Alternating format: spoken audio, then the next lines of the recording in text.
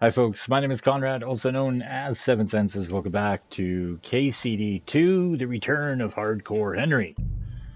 So, we wrapped up all of Gil's, I guess you could call them bounty hunter missions, rounding up his old gang. We got all of the rewards for that, except we let him keep the gold ring. That's fine. And yeah, with that, we headed off to the Samine wedding with Radovan, the blacksmith. My first initial playthrough, blind playthrough, I went with Crazel. This time around, we went the other way. Won the tournament for the dice as well as the dueling tournament. I've never done that before, let alone, well, I've never done a hardcore playthrough before, but before. But yeah, also, the wedding's over. We crashed the shit out of it. And as a result of it, Hans and I are now locked up in Trotsky Castle. Hans is actually slated for execution for poaching. Go figure. But yeah, before we dive any further into that, I'll check on the stream here real quick and we'll get going.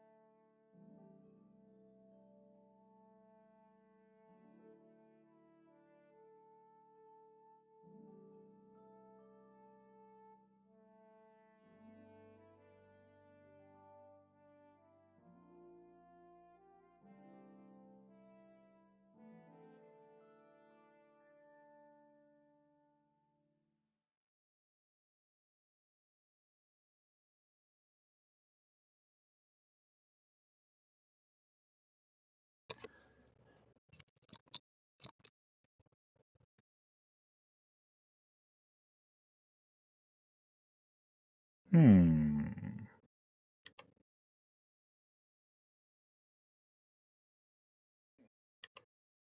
that's weird. Usually when I mute my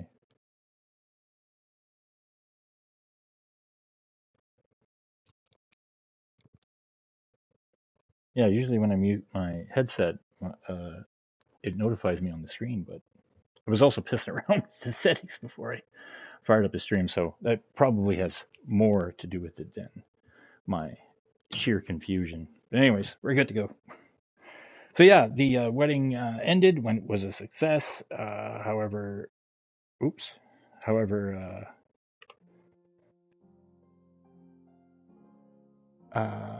we got arrested for brawling. We were sent to the castle. Hans is now wanted for the poaching. Shame, shame. And so, yeah, we also got to talk to Thomas. Me and Sir Hans finally got to Trotsky, but it is certainly didn't turn out the way we expected. Capon was accused of poaching and is facing the gallows. Luckily, Captain Thomas is in the castle. For a reminder, Captain Thomas is the gentleman when we first made it into the Trotsky region, the gentleman that was in von Bergov's colors with the brown hair and the beard, who we were having the conversation with. That's Thomas. Uh, yeah. He saw our letter and knows we're messengers from Ratai and not just some vagabonds. But Thomas is lying wounded and feverish in the chapel in the Maiden Tower. So his group, also a reminder that they were also ambushed by the outlaws, I guess you could call them. Group of ruffians that are out in the woods. When the bell rings 12 times, Sir Hans will go to the gallows. I have to prevent it. On one of our one and only hope is Captain Thomas, but he's badly wounded and it doesn't look good for him. The garrison has moved him into the chapel in Maiden Tower, hoping the help will come from above. As a convict, I was given the task of hauling sacks from a bogged down cart to the shed where the local blacksmith stores his charcoal. It's heavy work, but maybe while I'm doing it, I can find out how to help Hans. Yeah, so. We got to do this before we can do anything. So yeah, Trotsky. Nice castle.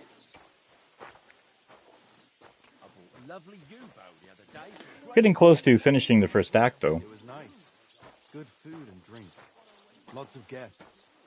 Not enough pretty girls for my liking, though. It's a lot better here in Trotsky.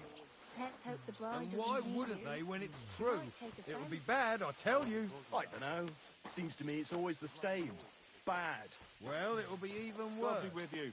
Look, there's a rabble running rampant over the countryside. They even packed up that captain of Those guys were just talking about what I was just talking about. With Thomas there. Once more, then. Excuse me, sir. Careful. A lot of people complained about this game because all you did was carry sacks. They're not wrong. No, he didn't. I expect only old Samin was a bit...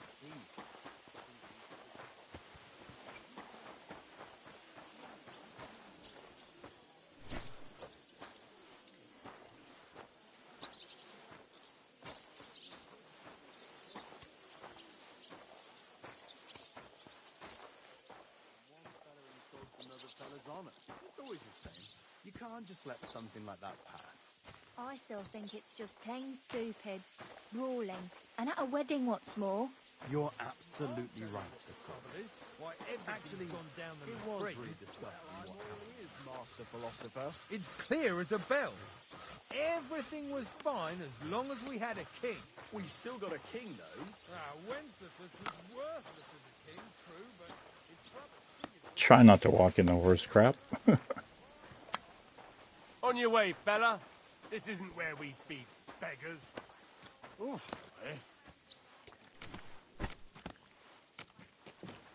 I think we broke them. Excuse me.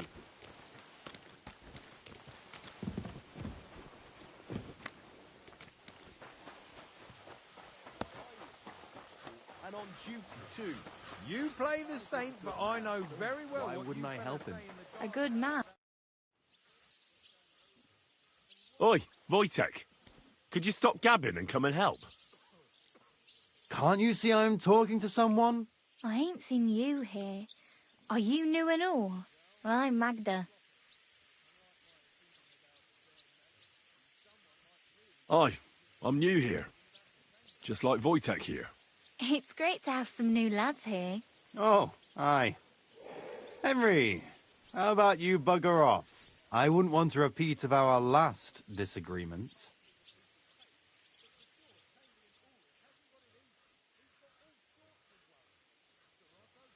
It'd end up differently this time.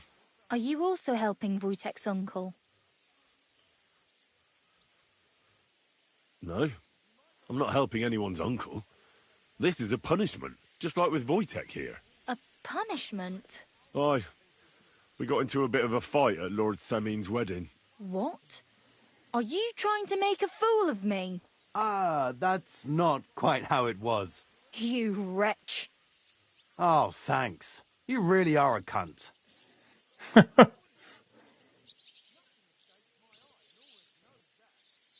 cunt?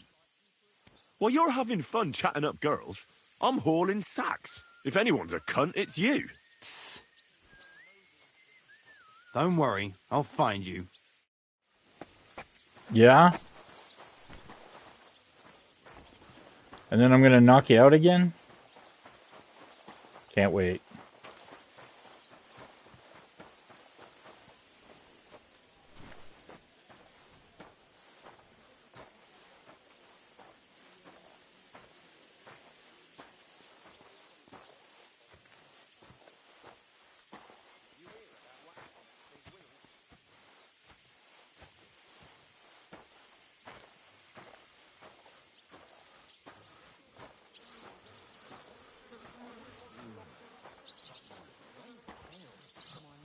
And he didn't notice you standing there? No, but then I clear my throat and he straightens up, looks at me, mumbles something and turns and goes. Like I say, them books are phenomenal.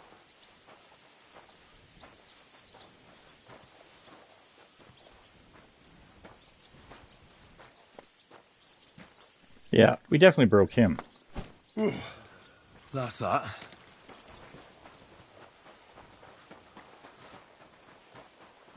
Hey, vagabond! I finished hauling the sacks. What now? How should I know? They told me to think up some job for you, so you wouldn't be idle. So if you want to pass the time, go ahead, but do it sensibly. Well, I'd say there's plenty of work to do around here. I'll gladly help you with something. Aye, but I've only got work in the forge, and that ain't for everyone. I'm a respected tradesman here, understand? I'm a blacksmith too, even if I don't look the part right now. Oh, really? Aye. My pa was a blacksmith, a respected one. Then you might actually be some use to me. At least I wouldn't have to work my fingers to the bone all the time. I'll tell you what, go to the forge. The fire's gone cold. I haven't had much time for, well, the trade. So fire it up and make some horseshoes for Kabat. He's our groom.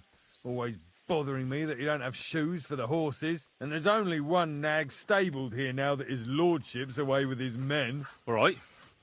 How many should I make? How many legs does a horse have? Well, it depends. Usually 4, but once there was a 3-legged foal born in our village. All right, all right. You're a fool, but maybe you're a handy one. So go and make one horseshoe for the groom, all right? But a horse has 4. Aye, but Kabat's missing just one, and I ain't going to waste more on him. 1. All right. You'll find everything you need in the trunk in the forge. It's there, past the gate. All right. But I was told not to go there. And now I'm telling you to go. And when it's done, bring it to me to check so you don't make me look bad. Off you go.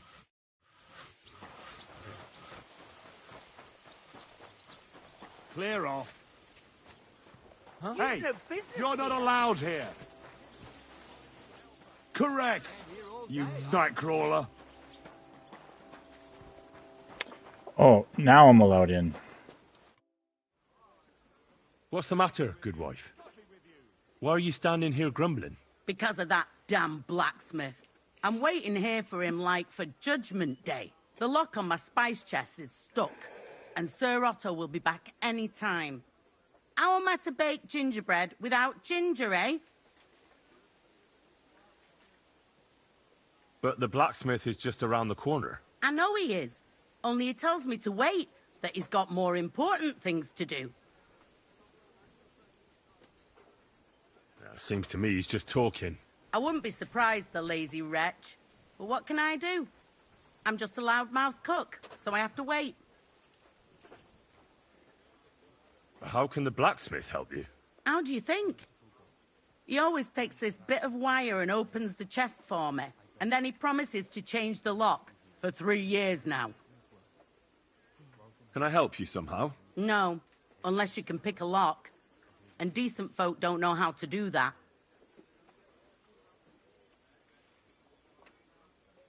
I know how to do it, but first I have to get tools for it. All right, I'll wait here. Another while won't kill me.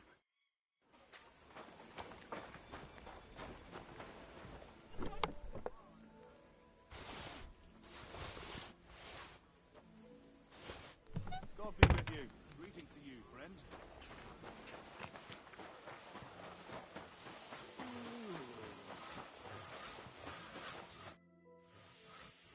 Fanka the cook sent me.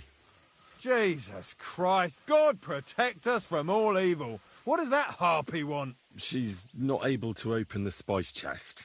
Again? She's a bloody nuisance.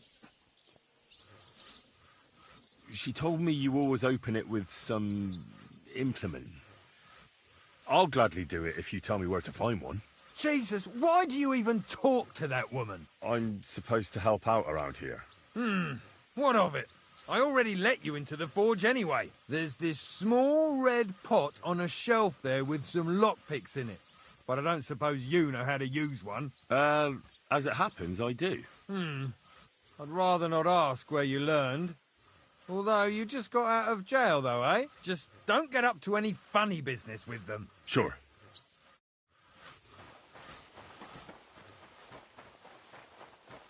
Beg you hear him. No other soldiers around.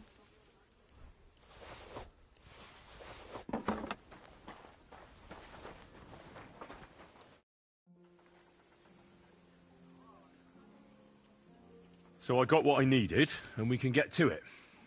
Where's that chest? It's in the castle cellars. Follow me. My time is precious, seeing as how his lordship will be back any time. Yeah, but I'm not allowed there. I was told to stay in the courtyard. Never mind that. You're going with me and you're helping me. Come along. What a day. I burnt the rue in the morning, and then the girl told me we're out of venison. I don't know what that gamekeeper's up to again. Actually, I do know, and it ain't nothing good. And now this. 3 years that lock is broken, and 3 years that good-for-nothing has been promising to fix it. But no.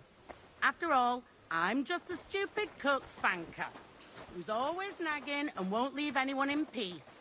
But if I didn't nag, there'd be nothing done in this godforsaken castle. You have to kick people's asses here to even get them out of bed in the morning. The lazy bones. Pfui! Phooey. And smile. I don't want to see any foul...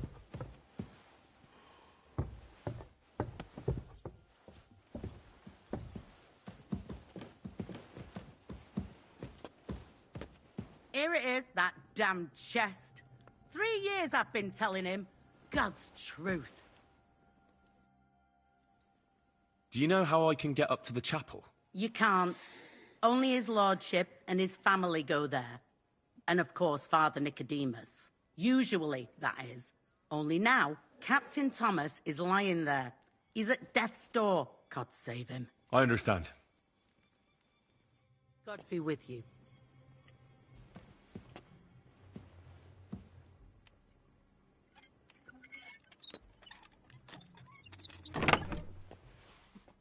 Thank you kindly, young man.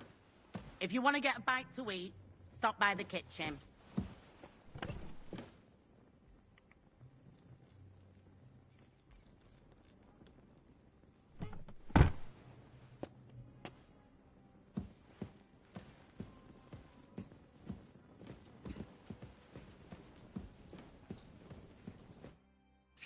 Hans! Are you there? Henry! Is that you? You've got to get me the fuck out of here. They want to hang me. Yes. Unfortunately, that's true. They're building a scaffold in the courtyard. Oh, Jesus Christ! You've got to find that Captain Thomas, who can testify who we are. I know. But they took him during the night up to the chapel in the Maiden Tower. They won't let me in there. Jesus! Why do I have to have such rotten luck? Christ's wounds. Well, we've been damn lucky all the time I've known you. It was only a matter of time before it turned to shit. It's all the same. How did you get in here anyway? Did they let you come and see me? Oh, not exactly. I shouldn't be here. And if they catch me, the game's up. That's not good. There's a guard just around the corner watching the jail. Well, I'll have to try and get further. I'll manage it somehow. Just don't get caught.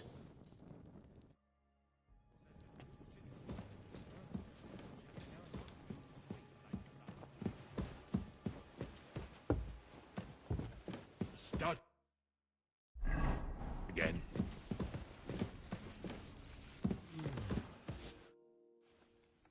Sir, I want to ask you something. You? What are you doing here? Aren't you supposed to be helping outside in the courtyard? Christ! First you cause mayhem at a noble wedding, and now you go snooping around where you shouldn't. I noticed, sir, that something is troubling you. I could help you. How could a vagabond like you help me? Sir, I might not look the part, but I've read a lot. Don't waste my time with your jokes, you nobody. What would you be able to read? Species de keep it, sir. Looks can deceive. As it happens, I've read many Latin and other texts. For example, the etymologies of Isidore of Seville, the writings of Abbess Hildegard of Bingen, and the Herbarium de Horis Sanitatis, De Materia Medica, and others. Well, you really surprise me, lad. Anyway, I'll examine you and try to make a diagnosis. Yes, that should help. Did you get advice from anyone about it? Have you tried anything for the pain? Well, I talked to our surgeon. He just said it was odd and told me nothing more. So I went to Kolin to see Professor Joachim Bavorsky, and he advised me. Yes? What? It's a little awkward for me to talk about, I must admit. Master Chamberlain, I'm here as a practitioner of the medical arts. You can rest assured that whatever you tell me will remain between us. All right. The professor spoke at length about Jupiter and the houses, and then he told me that my bodily humours are out of balance. I would expect so. And what did he recommend? Well, that I should get more silver into my body. So I wear more silver jewellery, and when there's a full moon, I go to the meadow here below the castle, naked. Really? So you're taking it quite seriously. And has it worked? No, but there'll be a full moon soon, so I could damn well use some other advice. I understand. With your permission, I'll examine you, sir. What? Here and now? Don't worry, I'll just have a look at you. You don't have to lie down or strip. I'm glad to hear it. You're quite pale and rather sweaty. When it comes upon me, I sweat a lot. Your eyes are all right. Do you have ringing in your ears? No. Do your hands shake? Well, I'm not the youngest, but it's nothing too bad. All right. Tell me, Master Chamberlain, does it hurt all the time, or does it come in waves? No, not all the time. More like I get attacks. Uh-huh. And these attacks, have you noticed whether something sets them off? Well, it's worse when I get upset. And does it get worse in autumn, when it gets colder? Yes, it's usually worst in October. Then I don't even have to get upset for it to start. All right, that makes sense. It does? Tell me, sir, what do you usually eat? Well, I often eat from the banquet table. So, a lot of roasted game? Yes, and pâtés, goose, duck. I dine as befits my status. I see. Sir, I'm afraid you have a stomach ulcer. If it's not treated, you could even die of it. Good God! What should I do? The main thing is a strict diet. No fatty or heavy foods. In other words, nothing from the banquet table. You have to eat boiled white meat, poultry or fish, lots of vegetables, and gruel. Gruel? Like a... Yes, like the common folk. And another thing, you mustn't get angry, under any circumstances. What? I mean, what? That's the way. What? Oh, and I'll get you a herbal potion. I know exactly what will do you good. Can't you get me that potion right now?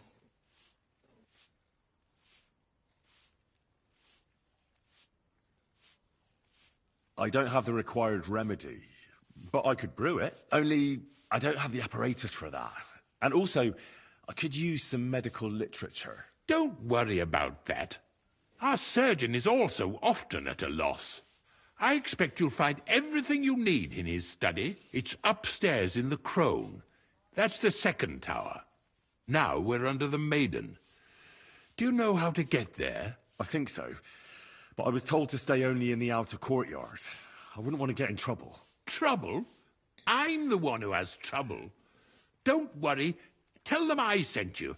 Just go, for heaven's sake. All right.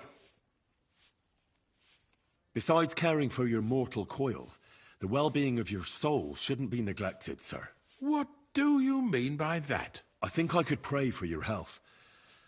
A word to angels to ask for their intercession can work miracles. The greatest Christian physicians recommend healing in both the material and spiritual world. And you have a very nice chapel here. Father Nicodemus takes care of that. What I want from you is medicine, not talking to angels. Got it? Yes. I'll go and get something for you. Good. If you'd be so kind... Oh!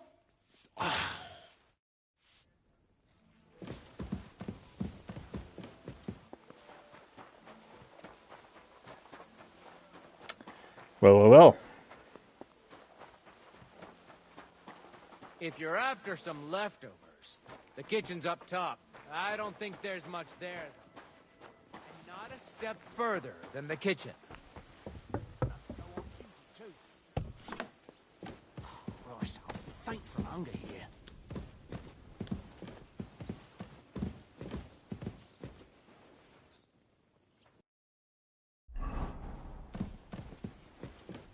Bloody hell, I'm starving.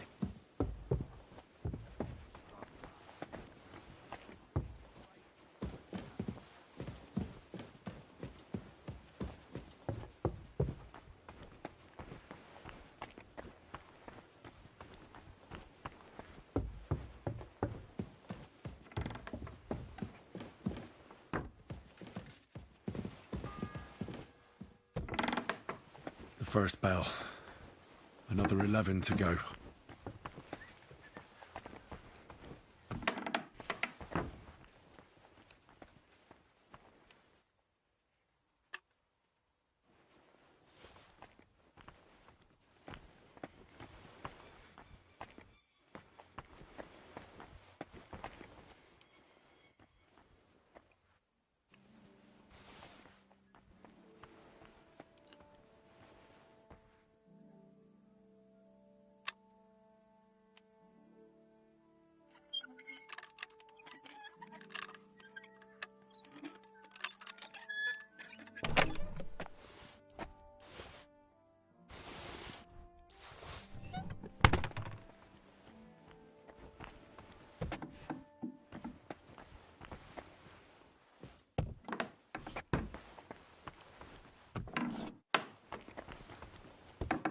You? What in God's name are you doing here?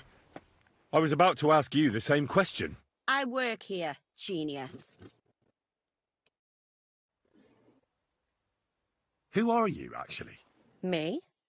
I'm just cleaning here.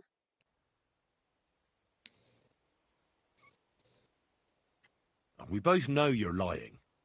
The question is, why? Says someone who was just sitting in a jail cell and will end up right back there if anyone calls the guards on him.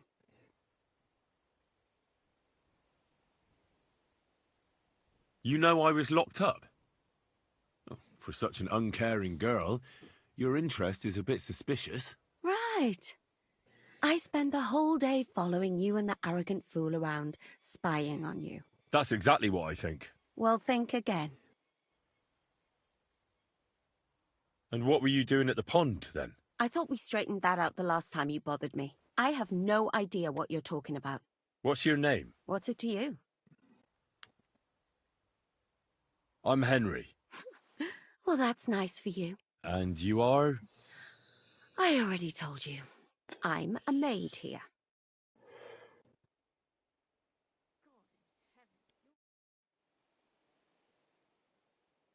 I'm still not sure who you are. Yeah, That would be because I haven't told you.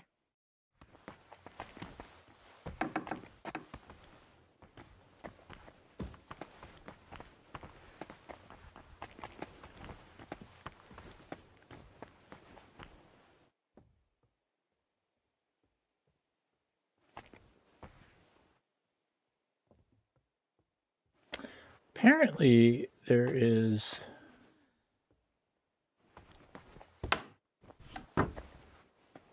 Maybe this is it.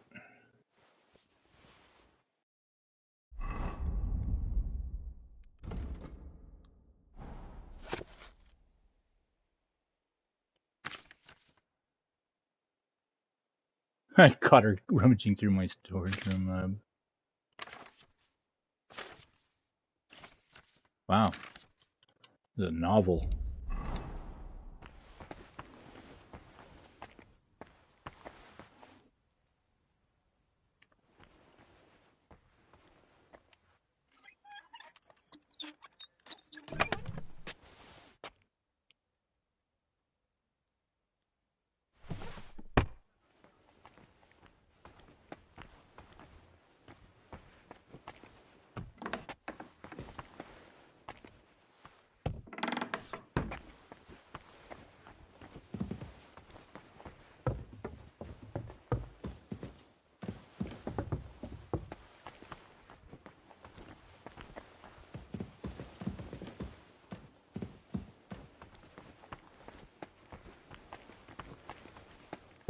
Ah, no.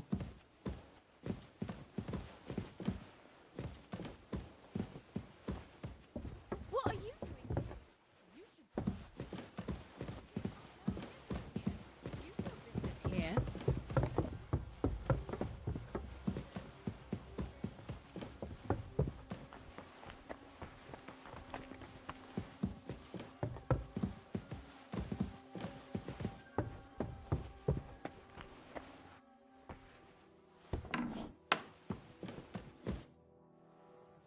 Say, I heard some interesting books arrived here from Prague. Let me stop you right there. Preparations are underway to execute a poacher. I don't have time to worry about a book right now. Stop by once the lad is strung up.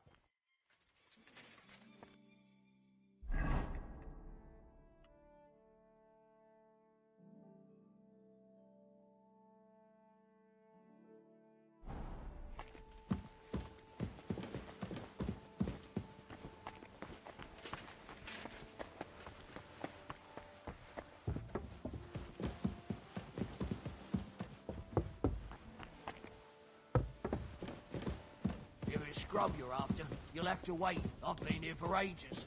And have to go on duty too.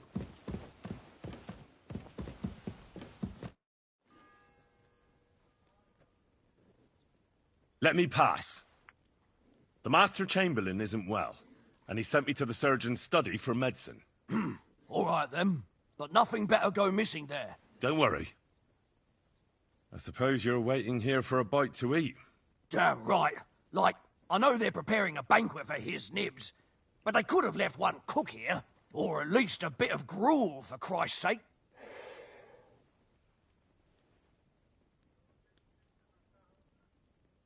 I can try and find something for you. Haven't you got anything better to do? Not really. Besides, I'm quite hungry myself. Go and look then. There's some baths down below. There might be something there. I'd go myself, but if someone saw me there, I'd be in trouble. Ever since... well, never mind. I'll figure it out somehow. I can see if I've got anything to eat on me.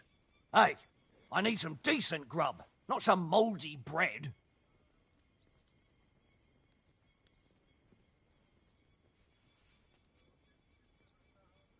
If you don't want it, I won't force you. The second toll for hands. Hell, I'm starving.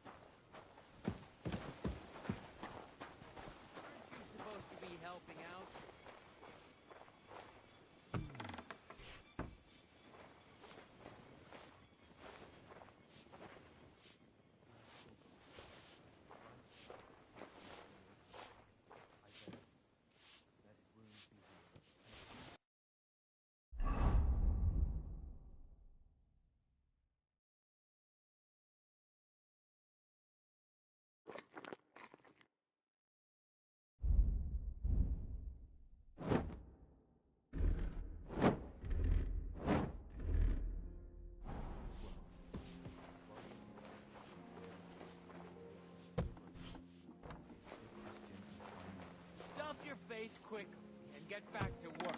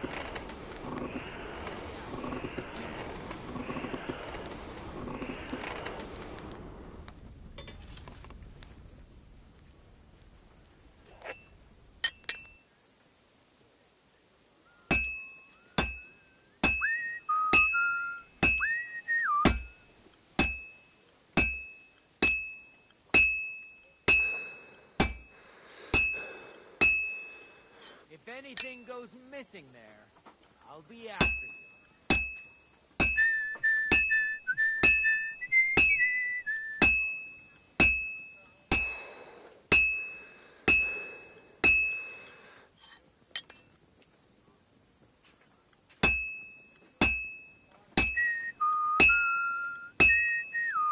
Merciful God, your only begotten Son took upon himself our wrongdoings and showed us the power Stuff of your enduring face pain quick for and children. get Look back to down work. upon our Captain Thomas, Father's love, on all who suffer, and heal pains and other afflictions of sickness. Let them know that they are not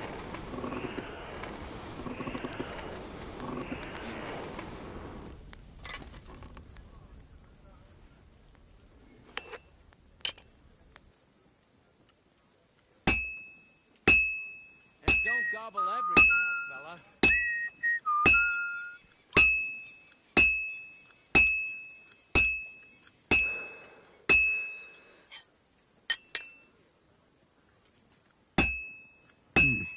This is almost done.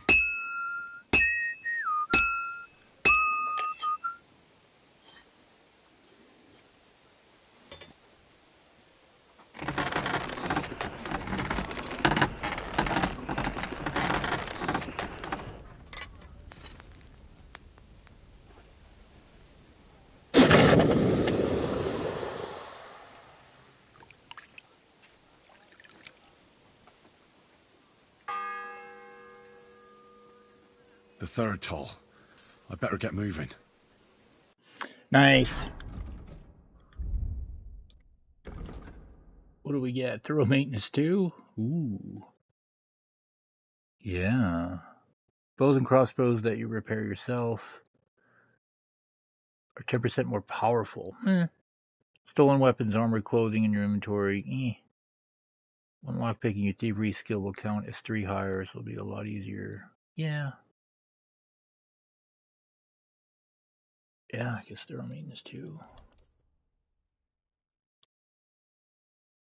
Thievery is about to fucking get to level 12. Ooh, new perk hammer. What's that?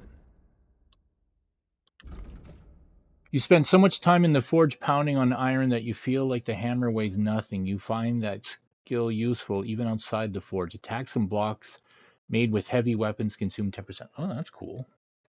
Around his neck. If I ever Can you start believe swinging it? a mace. Someone bumped him off and didn't even rock. About that horseshoe. Well, did you get it done? Yeah. Here. Well, what are you standing around here for? I told you to take it to Kabat. No. You told me to bring it and show it to you. You're a smart one, eh? Well, now I'm telling you to go to Kabat with it. He's our groom. Most likely he'll be idling by the upper stables, the grouch. Just between the two of us, he's a very unpleasant fella. Unlike me. I can't wait.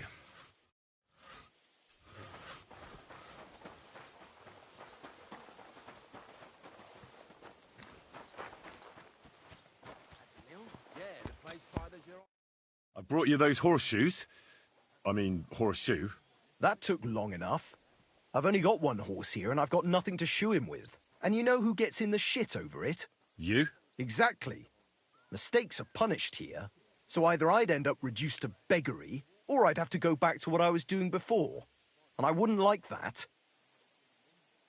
What did you do before? You're a bit inquisitive, ain't you? Well, I get the feeling you're actually proud of it. Let's just say I haven't always made an honest living. Is that enough for you? Not quite. I'd also like to know if you still got any tools. I might be able to find something, but I'll tell you, it won't come cheap. Isn't there maybe something I could do for you in exchange? Well, since you're offering, I lost something playing dice and I'd like to have it back. A very nice turquoise rosary. Who did you lose it to? Father Nicodemus. That priest rolls dice like the devil himself was guiding his hand. Don't worry. I'll get it for you. But with no trouble, all right? Naturally.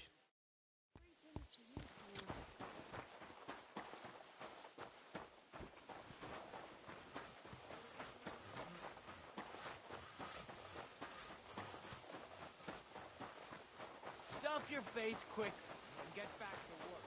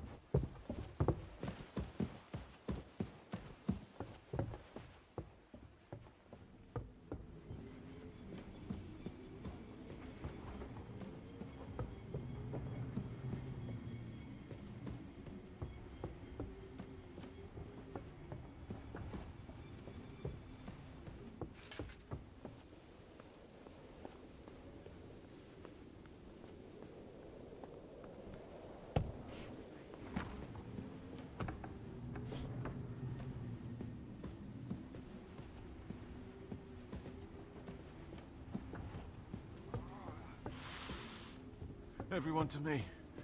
You there! Pardon me for disturbing you, miss. If you want to pray, go somewhere else. The chapel is closed. Unless you're a priest. Which I presume you're not. No, I'm not. My name is Henry. I'm Adela, Thomas's sister.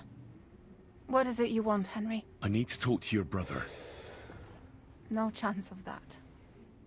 He's been lying in a fever for 3 days.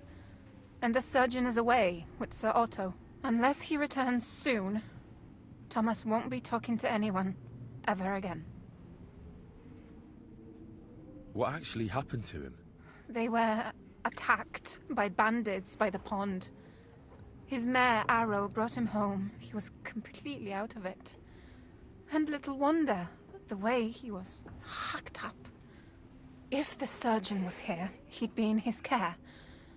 Some of his wounds have healed, but now he has a fever. He's been bedridden for 3 days. I'm sorry. I heard that your brother is lying in a fever, so I brought something for him that might help. Really? I don't know what to say. And I was against dragging Thomas to the chapel. I felt it would only burden him more. God moves in mysterious ways. We ought to administer it to him quickly. Yes, of course.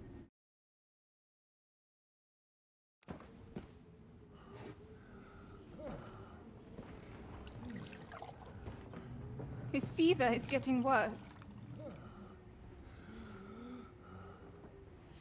If this doesn't work, I don't think he'll last long.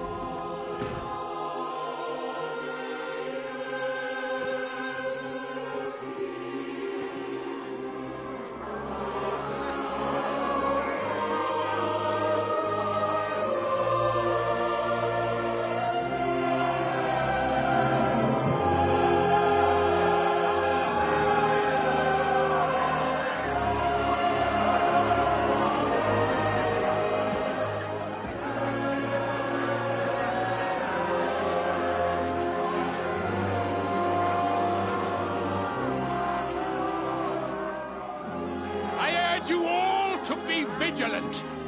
These days we have all sorts of vagabonds, drifters, outlaws and bandits roaming the country. And we have one of those vermin here today. A fella called Hans, who is clearly not right in the head. A dangerous madman, a brawler, and a thug. The worst of all, a poacher.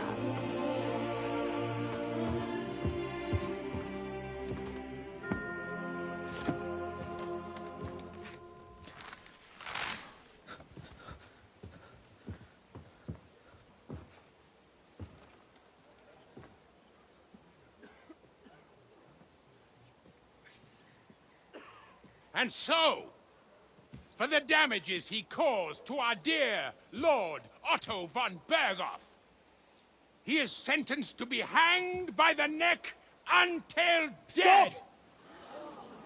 You can't execute this man. He's a noble. Captain Thomas here will testify that we're messengers from Rattay. What is this nonsense, for Christ's sake? It's true. I am Sir Hans Capon of Perkstein.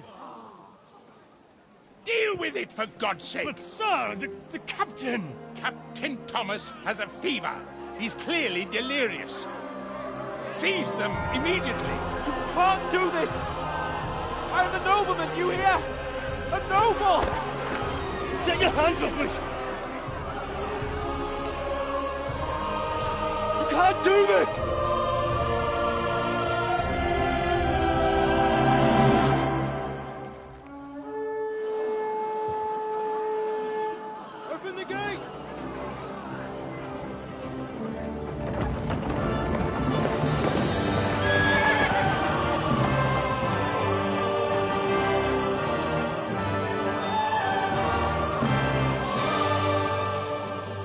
Lord. What the hell is going on? It was just a... It's a hanging. You can't hang him. He's a noble. That's for me to judge. Take him down! And for Christ's sake, help me off this horse!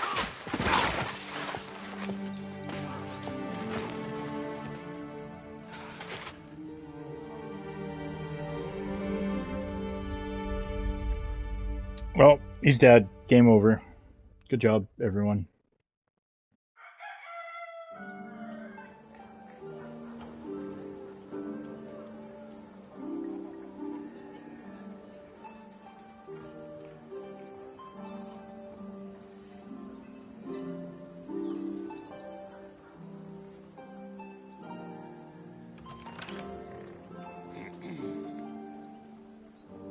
You may enter.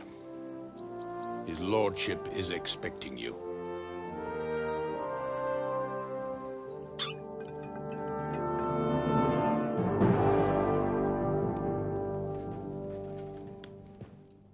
So,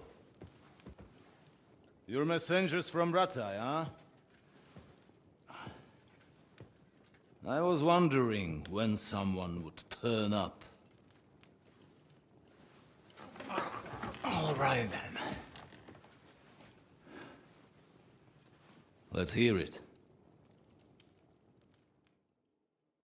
My respects, Sir Otto. I am Sir Hans Capon of Perkstein, and this is Henry of Skalitz, my escort. Welcome to Trotsky, gentlemen. I'd greet you standing up as befits, but I'm glad I can even sit at the moment. I heard you were ambushed by outlaws. You heard right. Those bastards did a job on me. And I got out luckier than most. Almost all the others were killed, including my page and my surgeon. So there is no one here to heal me, and I will have to inform poor Albert's father that his son died in my service. I hope your health will soon be restored, sir. We shall see. But now, You tell me what happened here in Herrgottsnamen. Why did my chamberlain try to hang you, Lord Capon? In truth, the welcome we got from your Master Chamberlain was somewhat... how shall I put it?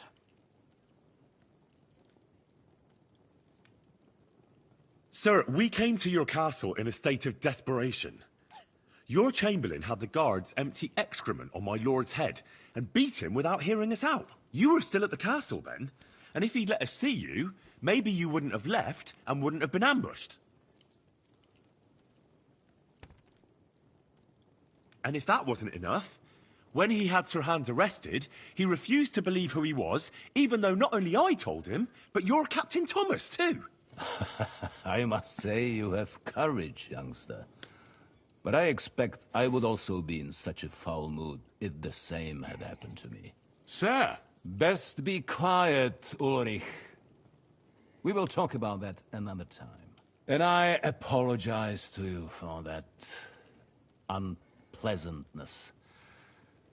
At least it ended better than it might have. Anyway, let us leave this misunderstanding aside and get to the point. As far as I'm aware, Rattay showed no interest in negotiations before, either with me or with the League of Lords. True. Our houses have thus far stood on opposite sides. I should say so. Attacking Brno and Jihlava together with that renegade Sokol of Lemberg hardly inspired our sympathy. Now, we can all point the finger. Your League of Lords, on the other hand, abducted the king. Although I don't doubt you had your reasons, just as Sir Hanush did. We certainly had. The main one being that your Wenzel is an irresponsible drunkard and idler who is hurting the Empire by his inactivity. But let us leave that aside. Tell me, what does Sir Hanush have on his mind? I am all ears. Unfortunately, during the ambush, we lost the letter we were carrying, so you'll have to make do with my word of mouth. All right. Go ahead and speak. In brief, Sir Hanush, Sir Radzig, and other lords take the view that the situation has got out of control. And that's of no benefit to anyone in Bohemia, neither Wenceslas's supporters or the League of Lords. King Sigismund's actions will not lead to instilling greater order than under King Wenceslas. Quite the contrary.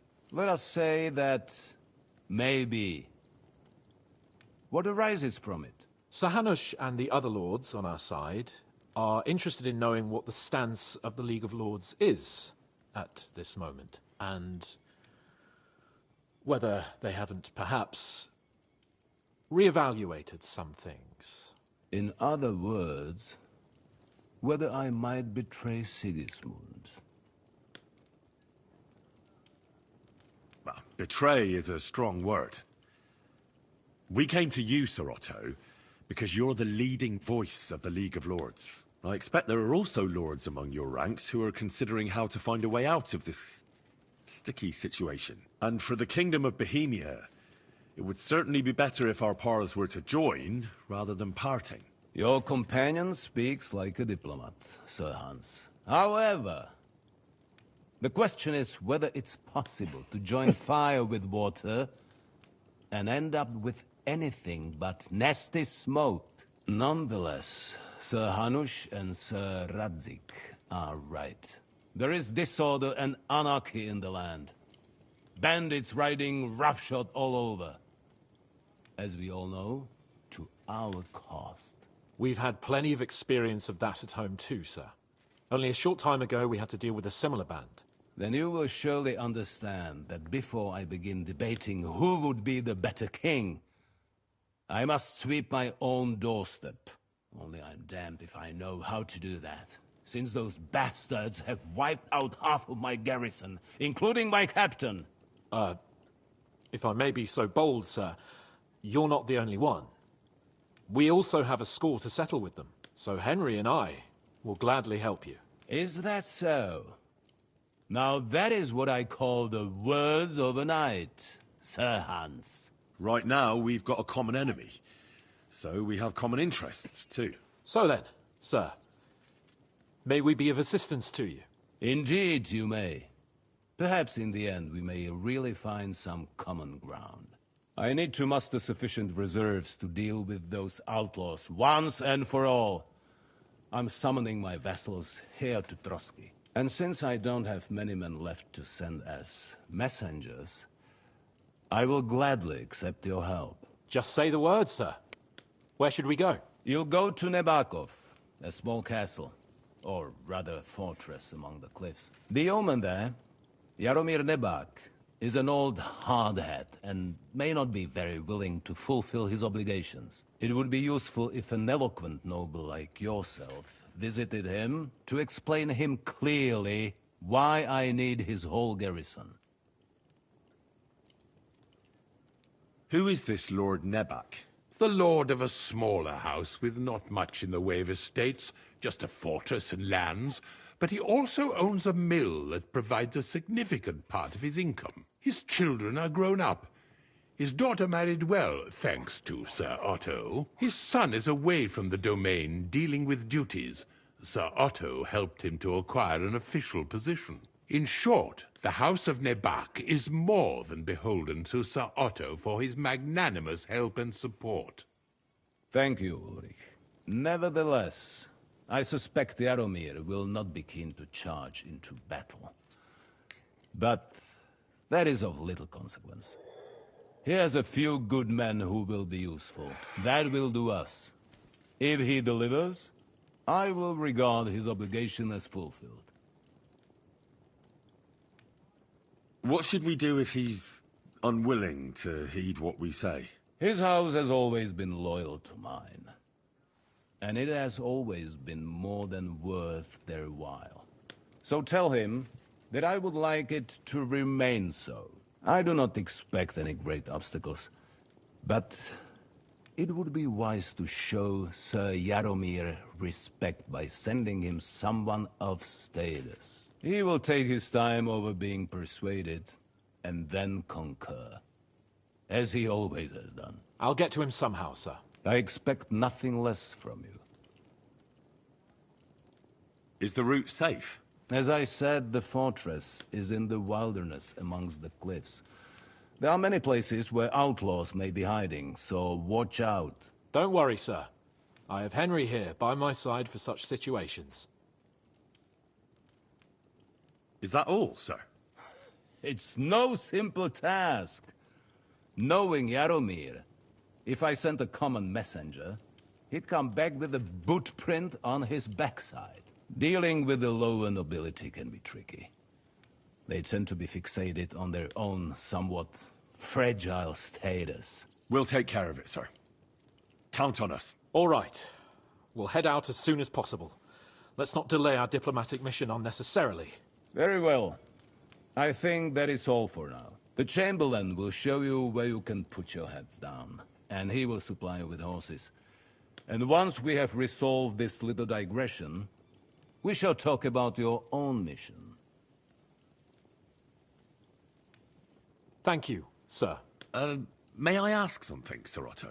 Oh. Ask away, young man. When you were ambushed, did you see those bandits? Would you recognize any of them? Henry, don't start with that again. Why do you ask? The thing is, when we were ambushed, I believe I saw among them one of the men we ran up against at home. Oh. What did he look like? Do you know his name? He's called István Toth, a Hungarian noble. He wears black armor. A stocky fella, around 40. I've already told you that's nonsense. How would he be here? You only saw him from a distance, from behind. You're imagining it. And why does this Toth interest you, young man? He was the leader of a band that made trouble for us in Sasau. And he has something that belongs to me. Ah, interesting. Interesting. But I must disappoint you. I saw no one of that description. Thank you, sir. I'm sorry. I had to ask. I understand. And now I shall entrust you to the care of Uri here. And I shall look forward to the good tidings you bring me from Nebakov. Go with God, gentlemen. Thank you for everything, sir. The Lord be with you. There will be time enough yet for social niceties. Now there are more practical matters to deal with. Sir Otto has generously agreed to accommodate Lord Capon in one of his chambers. And you, Henry, shall also be accommodated, as befits your station. There, your, equipment shall also be returned to you, and you'll find your horse in the stable. Nevertheless, his lordship takes the view that, as a noble's escort, you should have a befitting mount, and therefore he has kindly decided that you may take one of our horses, if you so wish. Gentlemen, follow me.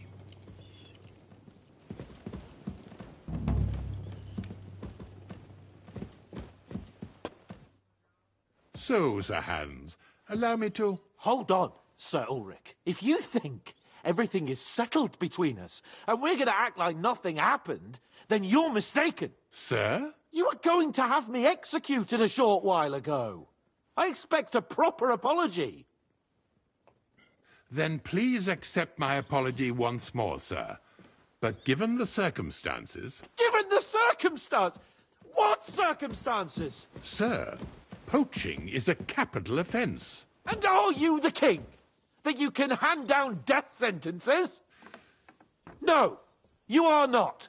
What's more, you had plenty of reasons to realise it wasn't a good idea. Sir, I could not have realised that. You couldn't have realised? Yes, you could, but then you wouldn't have been able to play the Lord and stage private executions. Sir, once more I apologise. And now, please allow me to show you to your quarters. I wouldn't dream of inconveniencing you. I'll find my quarters by myself. Henry, once you're done with that annoying fool, get your horse and we'll meet at the gate. Well, it seems Lord Capon will not be requiring my services anymore today. Careful. I think you owe him a proper apology. I think I've apologized more than enough. Even though I had little reason not to regard him as a poacher. But still, I will try to rectify my error. Nevertheless, welcome to Trotsky, the finest and biggest castle you shall ever see. Rumor has it that the castle was built on the jaws of hell, and that we're sometimes plagued by demons here. But don't believe a word of it. It's just idle talk to excuse the servants' laziness and incompetence. It's demanding enough keeping everything here running smoothly without any of that. It requires a man of exceptional qualities and talents.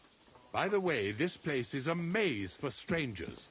It's very easy to get lost.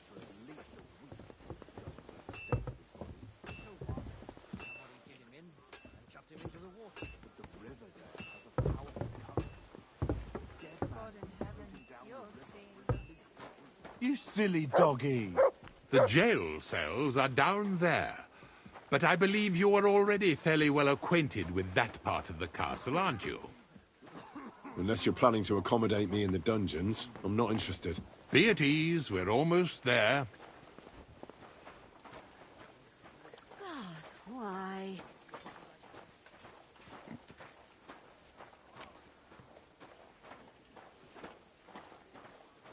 Here it is. You'll find a bed inside, opposite the door, and a chest where we put your belongings. You'll find some new clothing there, a little gift from our gracious lord, to ensure you're not mistaken for a beggar again. Once you're settled in and properly dressed, stop by the stables. They're beyond the gate, down the path. Ask for Kabat. He was supposed to prepare a horse and tack for you, or tell him you'll keep your own if you insist. Then he'll give you proper tack at least, so you don't disgrace us. Good. I don't think I could stomach much more of your company. Likewise. So, you and I are finished, and I can finally attend to some proper work, so this castle doesn't fall on our heads.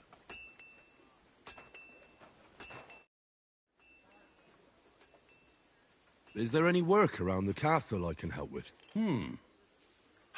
Well, there's the issue with the demons. Demons? Quiet! I don't want to cause a panic, but yes, unfortunately. Once again, devils are wreaking havoc at Trotsky. You mean horned ones? From hell? Do you know any other kind? I'm preoccupied with tasks from Lord von Berghoff at the moment, so I don't have time to deal with it. But I suppose you could do it? You and that friend of yours have a lot to make up for. You want me to get involved with hell itself? At least tell me more about it. Ah, you know the times we're living in. War, bandits. The devil took advantage of the chaos and sent his hellspawn here. The castle is built upon an ancient, though fortunately extinguished, fiery moor. It's no wonder it's so close to hell. The spawn of hell shows up here from time to time, and I want you to improve your standing with me and help me out.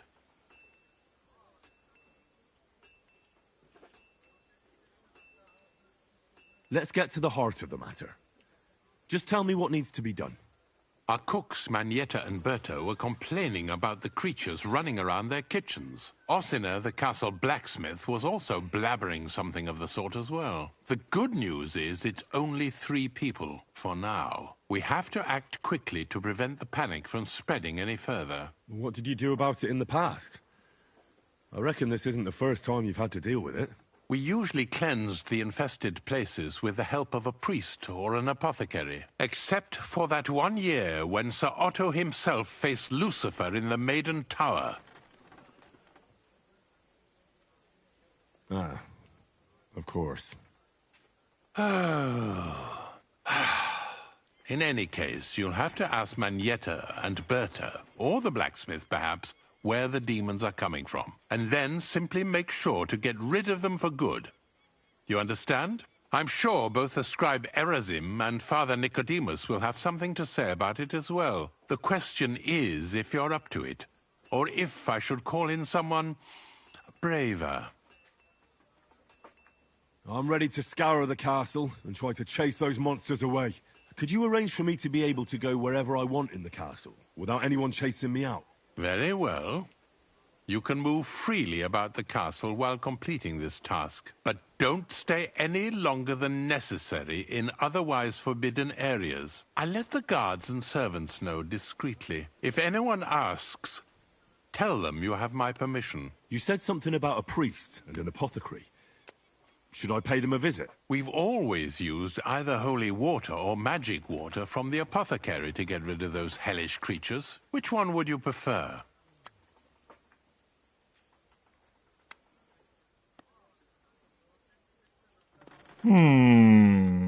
Well...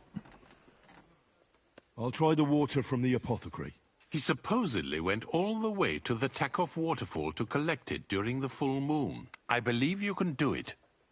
Should the demons attack you, just run away. But don't make too much of a ruckus, or you cause a panic. With you.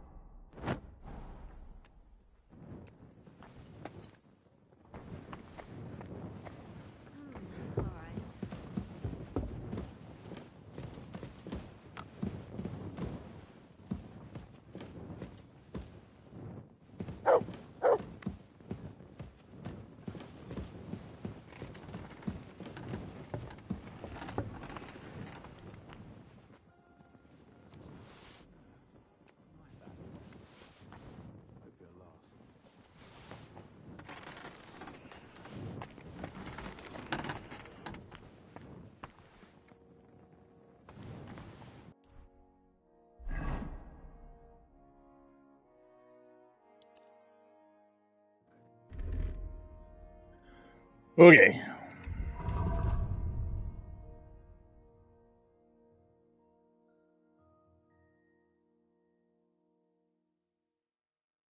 He doesn't weigh anything.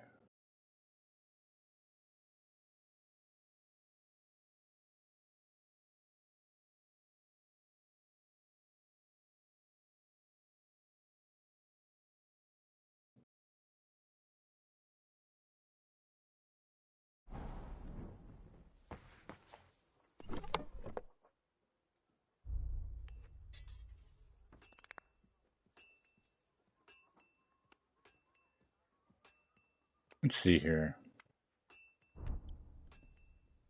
Guess I could sell these. Oh, yeah.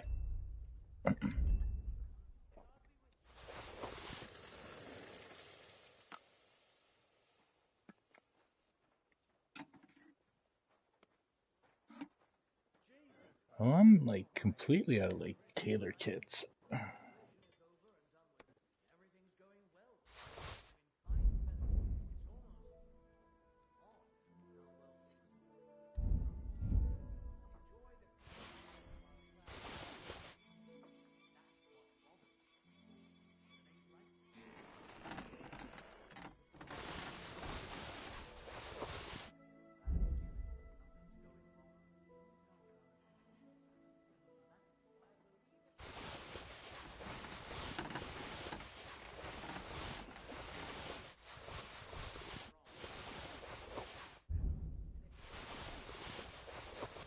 Wow.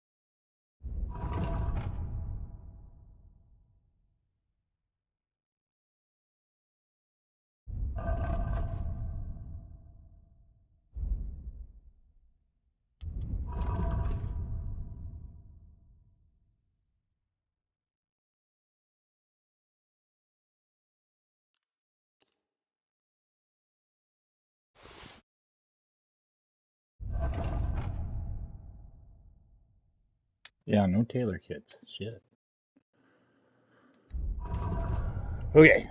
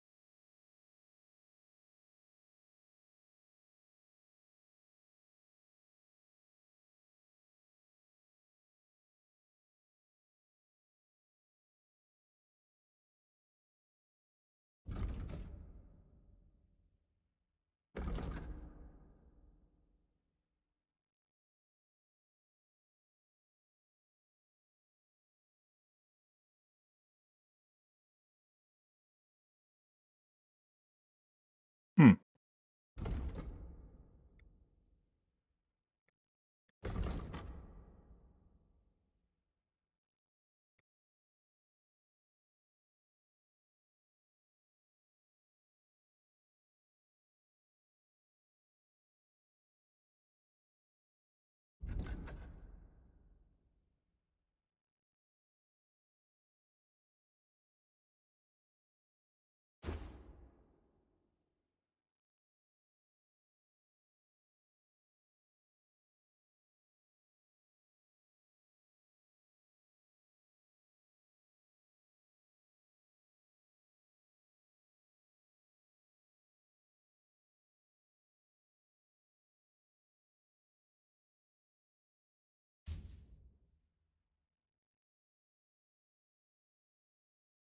I think 30 is like max, isn't it?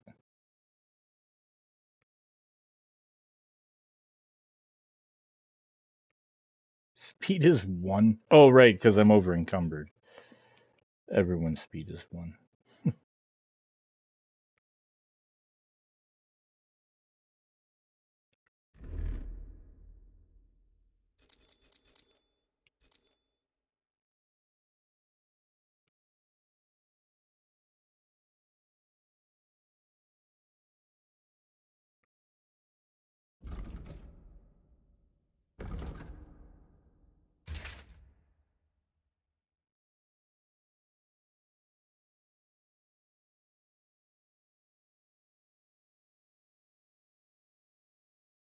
Yeah.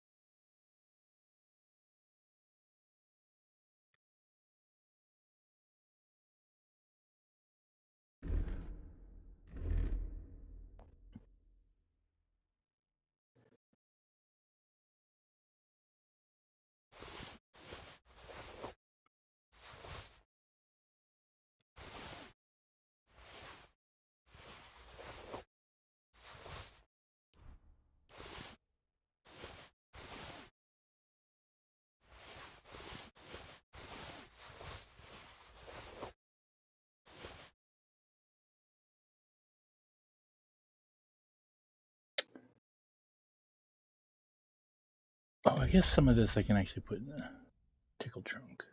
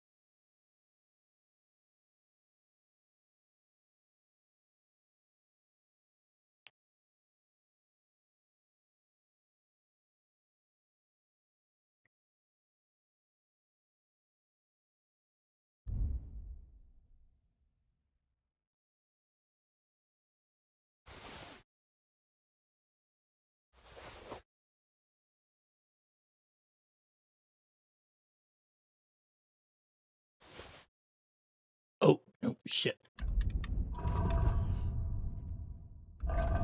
Sorry this is taking so long.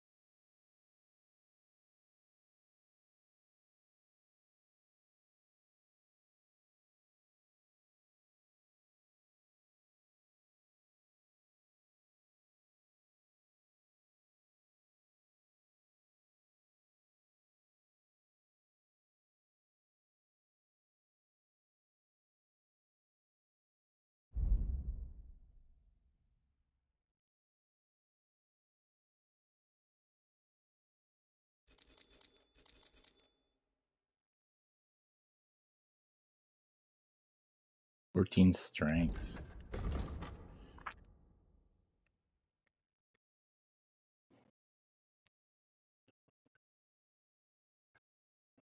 Oh, the Scowlet's axe does technically more damage. Hmm.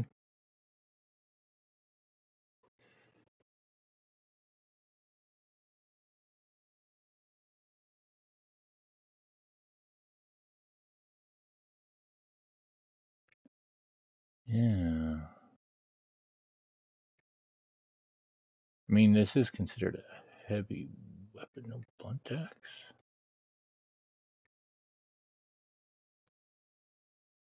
Yeah.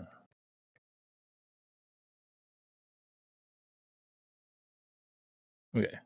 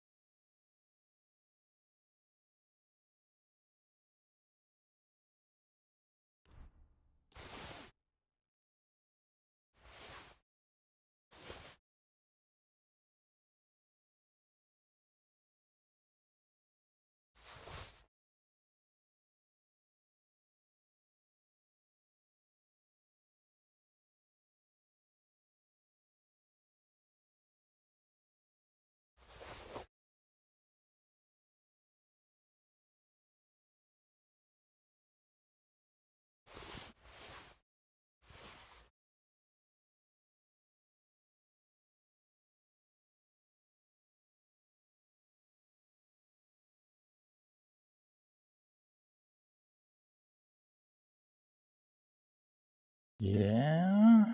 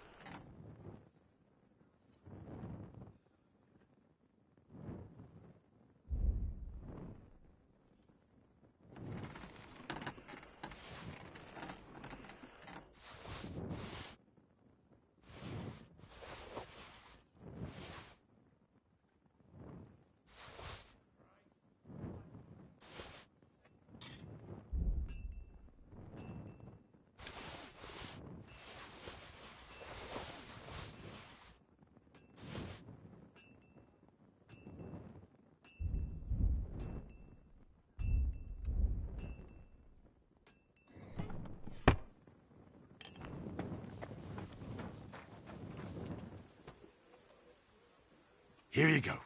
Take it.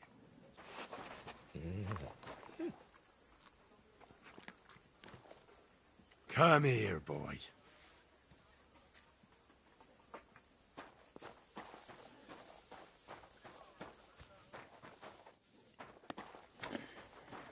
Okay, kitchens. We need to talk to what's her pickle?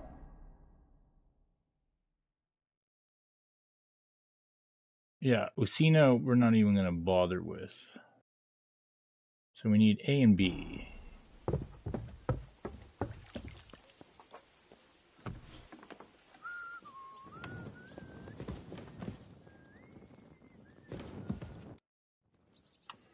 The Chamberlain said you know something about the demons haunting the castle. Those monsters are back again. Last summer, we only heard them scratching the walls and roof with their claws. But they got a lot more bold this time. They're leaving charred marks on my wooden spoons, throwing clumps in my food, and they're constantly leaving their droppings in my kitchen. Are you sure they're demons? I've seen a few mice here. They go wherever they want. Only you youngsters can come up with something so stupid. You wouldn't know Lucifer if he pricked you in the forehead with his horns. I'm sure they're demons. They're jealous of the prosperity and peace Lord von Berghoff has brought us these last few years. If you say so. Where should I look for them? They're coming from the other side of the castle, below the maiden, I swear. How should I deal with them? Of course. Everyone knows the demons enter this world through the flames. You have to find 5 fireplaces in the palace, under the maiden, and sprinkle water on them. Be careful to sprinkle within the width of your little finger. 9 drops, 1 for every angelic choir, and every 3rd drop must be twice as big as the ones before it. I'll take care of it. I hope I can do it exactly as you said. And one more thing to take to heart. The spell is most effective when performed in the moonlight. But most of all, don't forget 9 drops. Take care.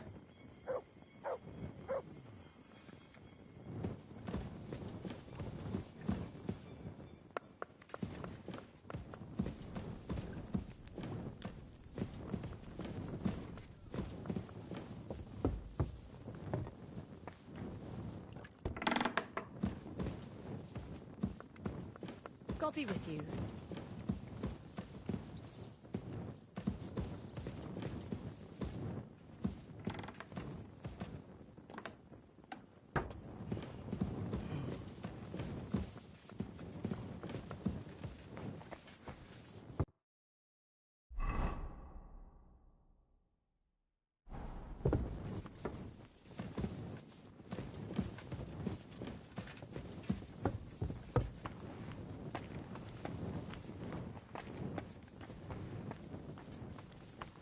What was it I wanted?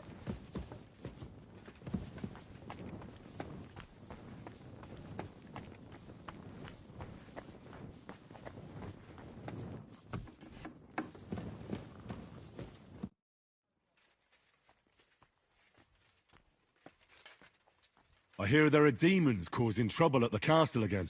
Again? Is anyone sprinkling yet? Me. That's the only thing that works. What do you think of all this? Occasionally, I hear the servants telling stories that sound like they're taken straight out of a Cistercian penitential. Even Gregory the Great, Gregory of Tours, Caesarius of Heisterbach, or Jacobus de Vorgine all share a similar view of unholy forces. The devil, as the enemy of both God and man, makes every effort to seduce the soul onto the road to hell, and to harm people however he can. How do you imagine the forces of evil?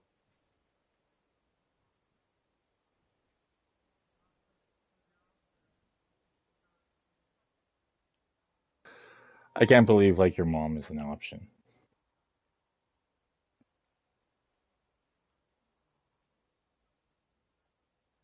Like the sort of mud that sticks to everything, causes ulcers, and tries to pull you down underground. An interesting interpretation. I usually hear similar things from people who can't swim. Anything else? What kind of tasks do you do for Lord von Burgov? Rare ones, lad. His lordship spends little time at Trotsky. As the royal chamberlain, he has to be in Prague most of the time. What does the royal chamberlain do? I understand, lad. You're asking about his authority, eh? Yeah, exactly. I don't know anything at all about him.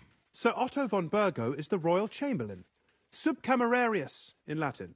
He's one of the 9 most powerful officials in the kingdom. He manages the royal towns and monasteries, approves the councillors and abbots in them, and appoints the royal judges. Why does Sir Otto have to be in Prague so often? Because that's the seat of the royal court, and our lord is one of the highest royal officials. Praga caput regni, young man. Prague is the heart of the kingdom. All the political threads come together there. It's where they handle administration of the country. If you want to be somebody, you have to go to Prague, or to Moravia, to that traitor Jobst of Luxembourg. Excuse me, but why do you consider Margrave Jobst a traitor? And what else should I call a person who only looks out for any chance to benefit himself? But now he's fighting for King Wenceslas, isn't he? Jobst has changed sides so often it's impossible to keep track. But, to give him credit where credit is due, unlike our king, he's a great politician. Wenceslas wasn't even able to hold on to the imperial crown that his father passed on to him before he died. Yes, indeed. One day that bloody Margrave Jobst of ours is going to make it big. He might even become the emperor himself. Why doesn't Lord von Burgov free our King Wenceslas from captivity in Vienna? He's powerful enough for that, isn't he? It's politics, boy. Pure and simple. I understand, but could you explain it a bit more for me? Why did they take our king captive? And why did the Czech lords let Sigismund spread all over the country like a plague? That's complicated. Back during the reign of both King's father, Emperor Charles, the nobles gained great wealth and power. And when young Wenceslas came to the throne, he didn't have enough experience or courage to stand up to them. That's why he surrounded himself with faithful lower lords and entrusted them with all the royal offices. I reckon the high nobility didn't like that, eh? You're damn right they didn't. They conspired against the king and established their League of Lords. That started a protracted war, dragging the king's cousins, Prokop and Jobst of Luxembourg, into it. But King Wenceslas was stubborn, unyielding, and, unfortunately, also often drunk. He preferred to run away from politics to wine, women, and the hunt. It was only a matter of time before the lords conspired with his brother, the Hungarian King Sigismund. A year ago, they got together and captured Wenceslas in Prague, and Sigismund had the royal castles occupied by his allies. They secretly took the king to Vienna, where his brother is still holding him firmly under lock and key. So von Burgov and the others want Sigismund to be king? Not at all. Soon they discovered they'd miscalculated, and that Sigismund wanted the whole country for himself. And now, they can't agree on what to do about it. I think that's why Lord von Burkhoff received your message. He's trying to find new allies among the lower nobility. Who are among Wenceslas's opponents? Who do you think? All the nobles in the League of Lords, of course. The most powerful are Henry of Rosenberg, Henry of Hraditz, Boresh of Riesenberg, Bohuslav of Schwamberg, and our Sir Otto von Burghoff, too, so far. But we serve Sir Hanush of Lipa and Radzig Kobyla. Exactly. They're representatives of the lower nobility, who always stood faithfully by Wenceslas because he handed out royal positions to them. Ah, damn politics. On the contrary, boy. It's only thanks to politics that von Burghoff didn't send you two to the gallows straight away. I heard some interesting books from Prague have arrived at the castle. There's one I'd like to borrow. An alchemist's cookbook. A sand-coloured cover, embossed. Yes, several rare and astonishing books have arrived from Prague. But why are you interested in an alchemist's cookbook, of all things?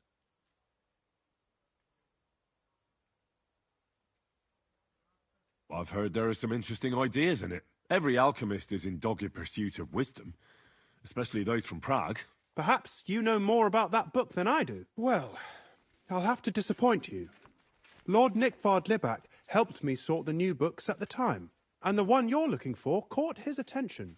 He left with it before I could even discover what it's about. All I remember is the author's initials, B.B. I'm fairly benevolent when it comes to lending books, and I appreciate Nickvard's help, but he's had it borrowed for an excessive amount of time now.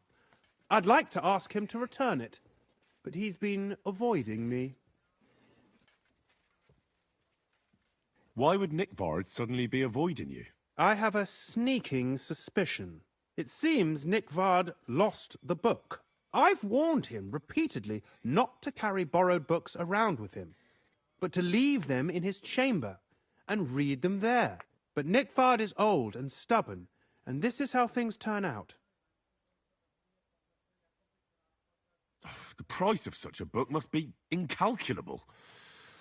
People like Nickvard are too dumb to understand.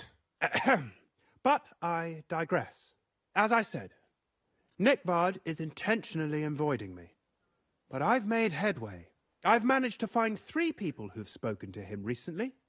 Bertha the cook, Regina the maid, and Hirsch the hand. For a nobleman, Nickvard is quite wary of his own kind, speaking only to servants. I'm surprised that he's ever spoken to anyone but myself. Nickvard is a loner, which is also why I suspect something bad has happened. Now that he's decided to leave his shell, that is. But I'm afraid that's all I've managed to find out. Since Lord von Burkhoff's arrival, I've been preoccupied with other matters. I'll help you. I'll ask all three and see if they lead me to Nickvard. Many thanks. If you aren't sure what to do, stop by and we'll discuss what you found out. Before I go, can you tell me where I can find those people in the castle? Who, exactly? Where is Bertha? Bertha cooks for us in the crone's kitchen. She's there most days. If you can't find her there, try the first house in the lower castle, across from the door to the dungeon. Where is Regina? As Lord von Berkoff's personal maid, she'll likely be somewhere in the Maiden's Palace, perhaps in the Knight's Hall, or on the floor above it, near the Lord's chambers. She even sleeps there. Where is Hirsch, the stable boy? I've seen him with Hirsch at the transport yard below the castle. He sleeps in the house directly across from it. I don't know him much, though. You said Nickvard is avoiding you. Where at the castle does he live? Are there any places he frequents? Nickvard lives like a hermit here at Trotsky. Like a ghost. His chambers are in the Crone's Tower. But God knows if he's ever slept there. He took his meals down in the Crone's kitchen. Lately, I've often seen him talking to Regina in the Knight's Hall, in the Maiden, or looking out the hall window. I caught sight of him a few times with Hirsch at the transport yard below the castle. So I just have to hope I run into him somewhere. Nickvard always just shows up. I've rarely ever found him on my own. I'm not surprised you can't find him anywhere, since I've been trying myself. That's everything I needed to know.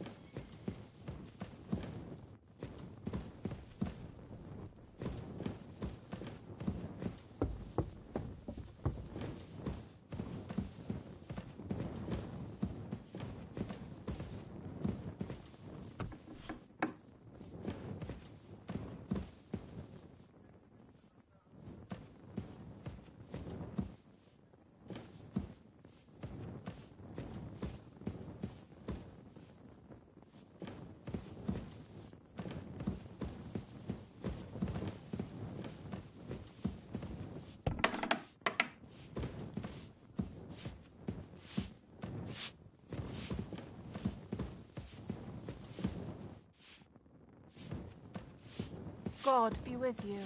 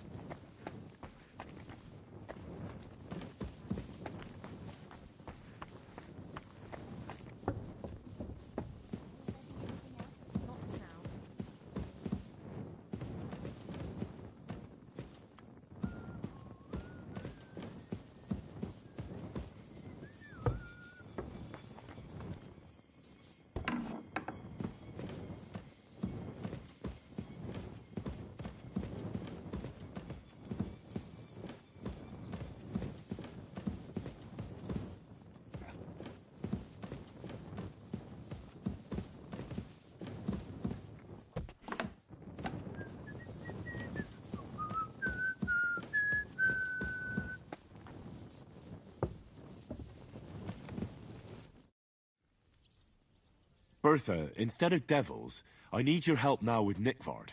The scribe told me you might know something about him.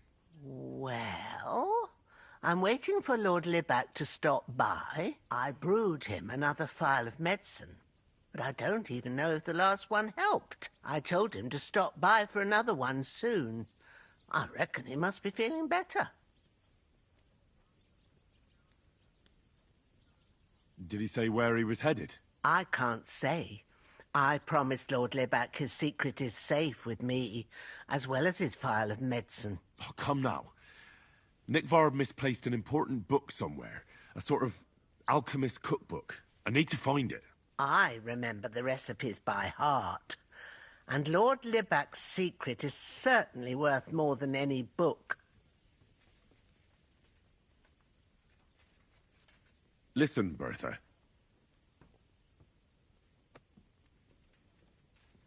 I truly respect your honesty.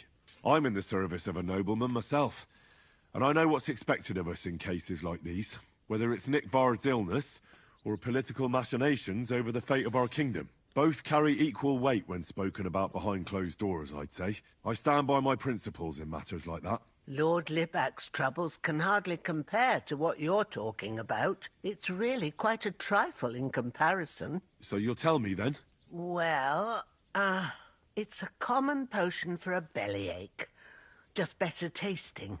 It helps your meals go down easier and come out slower the other end. In that regard, Lord Libac had, well, how to say it? Everything came out much too quickly.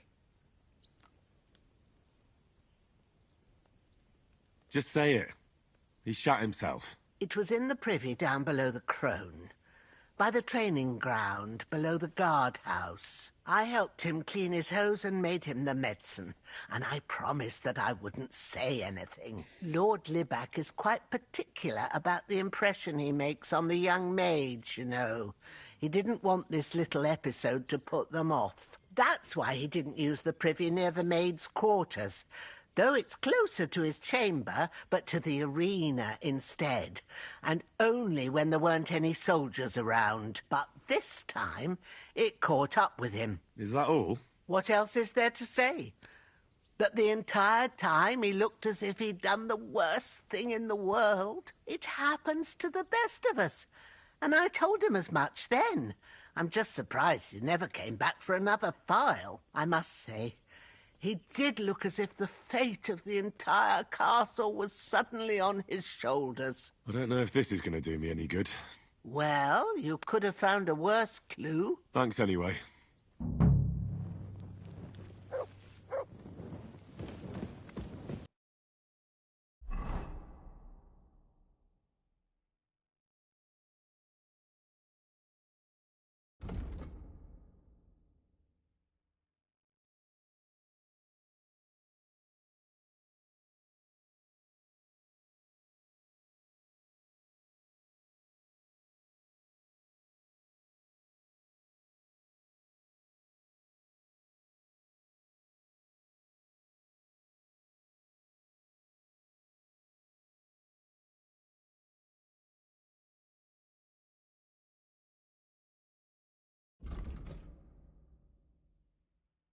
Oh, that's not a good idea.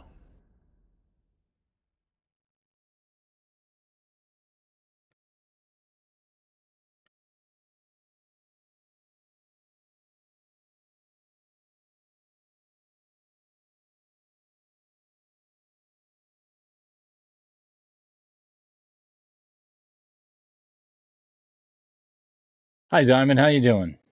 Really good. Thanks for asking.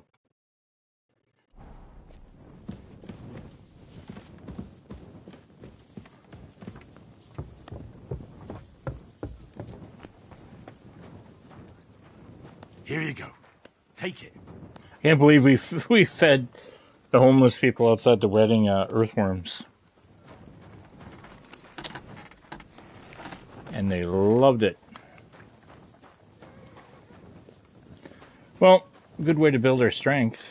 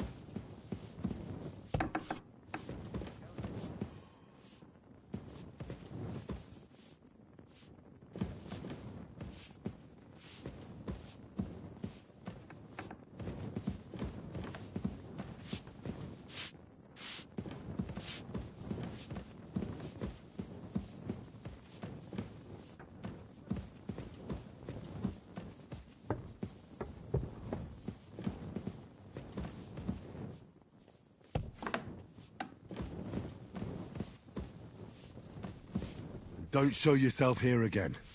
Is this how they clean floors around here now?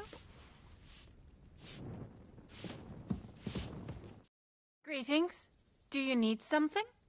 She's cute. Do you know where I can find Nickvard? The scribe said you might know. Erazim is suddenly interested in Nickvard and me. You don't say. But when I need him to read something for me, he never has the time. I'm sorry. I was asking about Nickvard. Aye, I heard you.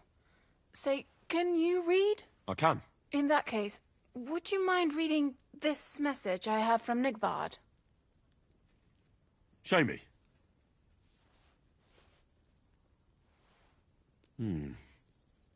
Dear Mistress of the Chambers.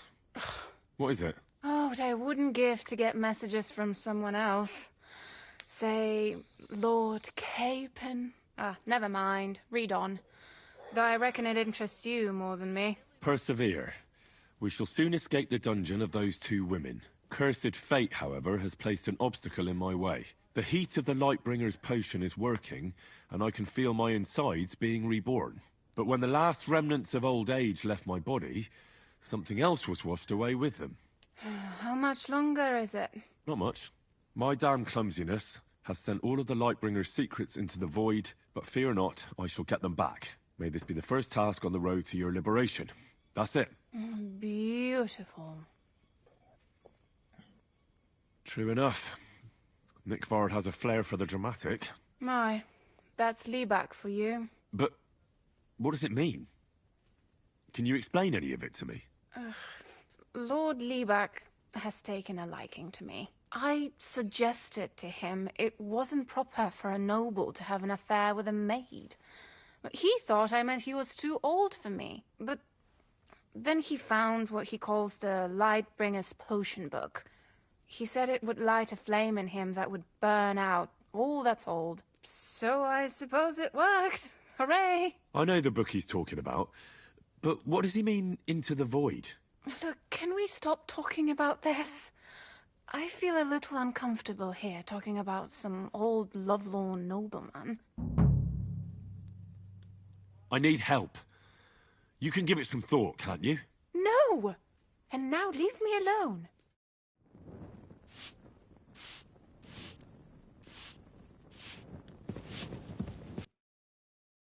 Well then.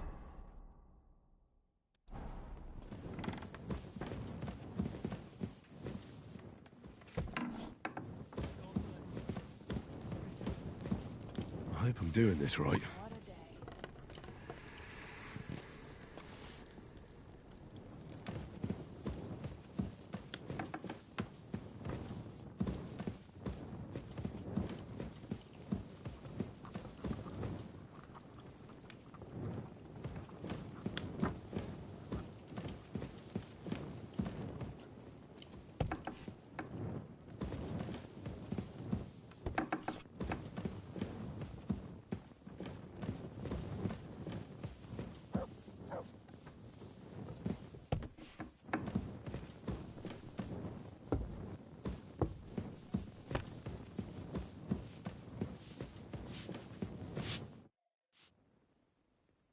The Chamberlain said you know something about the demons haunting the castle. Of course I do. But I don't know what to think anymore. I keep finding hair in my food. Someone hides my spices. My soup goes sour. And there's that awful smell. Oh, that sounds terrible. The Chamberlain wants this resolved as soon as possible. It's about time. Do you have any idea how scared people are? All it takes is one mention of those beasts and the maids start threatening to find work elsewhere. I hear the castle has always been connected to hell, but nobody tells you that when you ask to work here. Where should I start looking? They must be coming from the other side of the castle. Under the crone. Bertha told me the demons are likely to be coming from here, under the maiden. Oh, of course she did. They've been messing with her head. That old crone's under their spell. I always knew it. Let me guess. I'm going to have to go around fireplaces and sprinkle 9 drops of water on them. 9? Why 9? But you're mostly right. You have to douse the ground in front of the fireplace they're coming from. That creates a boundary demons can't cross. All right. Where can I find the fireplaces? That's hard to describe. Anyway, there are 5 such fireplaces on the crone side of the castle. Together they form the shape of a 5-pointed star, a pentagram. Don't worry. I'll take care of everything. Hopefully I won't miss any of them. If I were you, I'd do it during the night. Even the demons have to sleep sometime, don't they?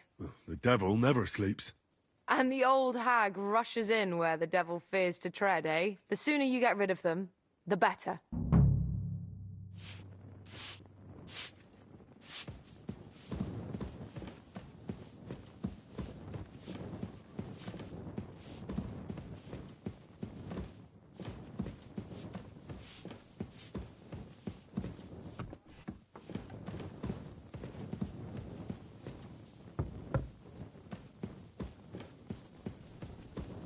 Don't show yourself here again. What was that murmuring?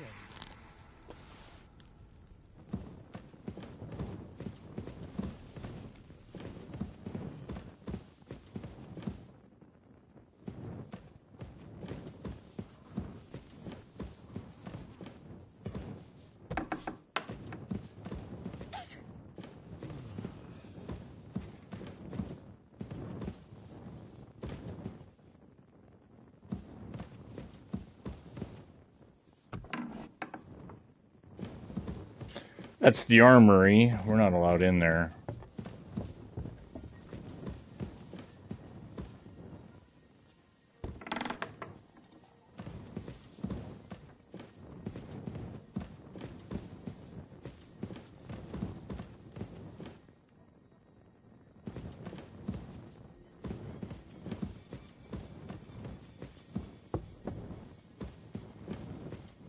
Oop.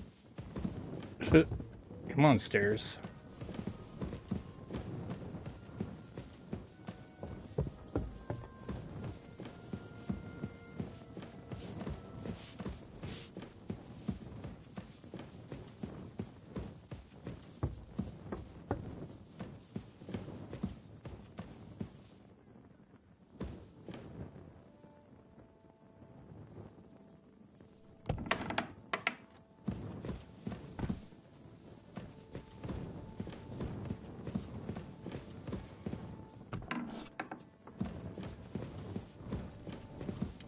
Yeah, okay, we got these ones.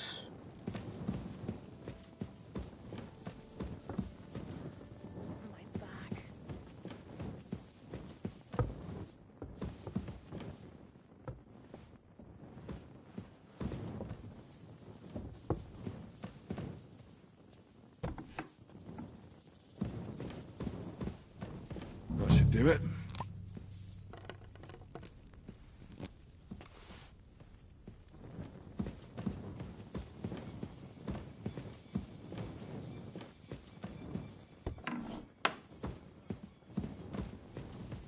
Don't show yourself here again.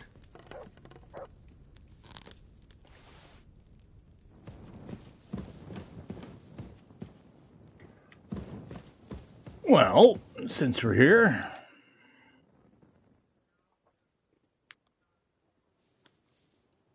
Lord von Berghoff, I've been told to deal with the demons plaguing the castle. It's a thankless job, but a necessary one. I appreciate you taking care of it. Are they really so much trouble around here? They've been a nuisance ever since the castle was built. Call him whatever you want. Satan, Lucifer, Beelzebub. That hellish bastard certainly wasn't happy when Sir Vincent started building 2 towers right on top of his extinguished fairy estate. I can't imagine he was. But he soon realized it made him closer to people and that he could tempt them more easily. Many a poor soul in the lower castle has already fallen for his schemes and made a pact with hell. Why don't you put a stop to it? The castle is situated in a good strategic location. We have no choice but to try and tolerate Lucifer, and he has no choice but to tolerate us.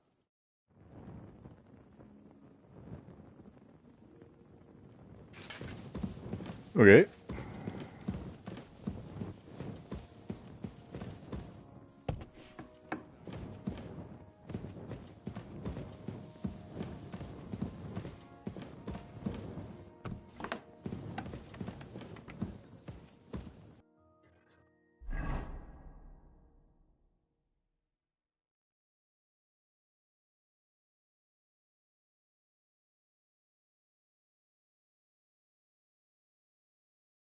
Hmm.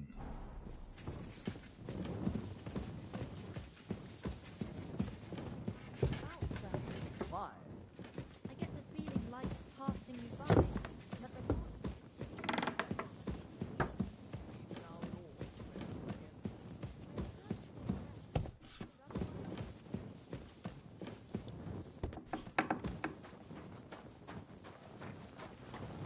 Here you go. Take it.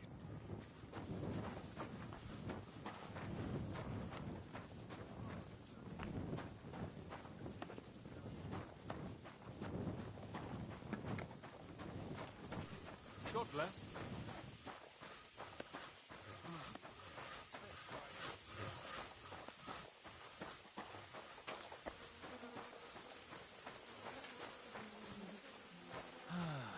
Christ, what now?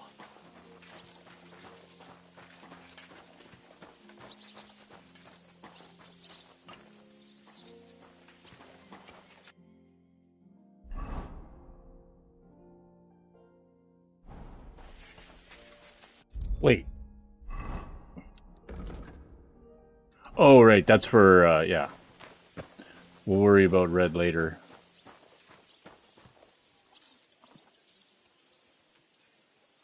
Huh.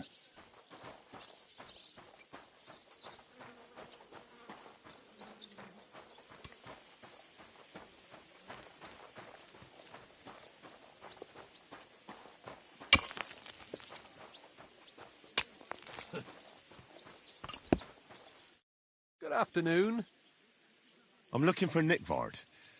The scribe told me you might know something about him. Hey, Nick. I mean, Lord Libac.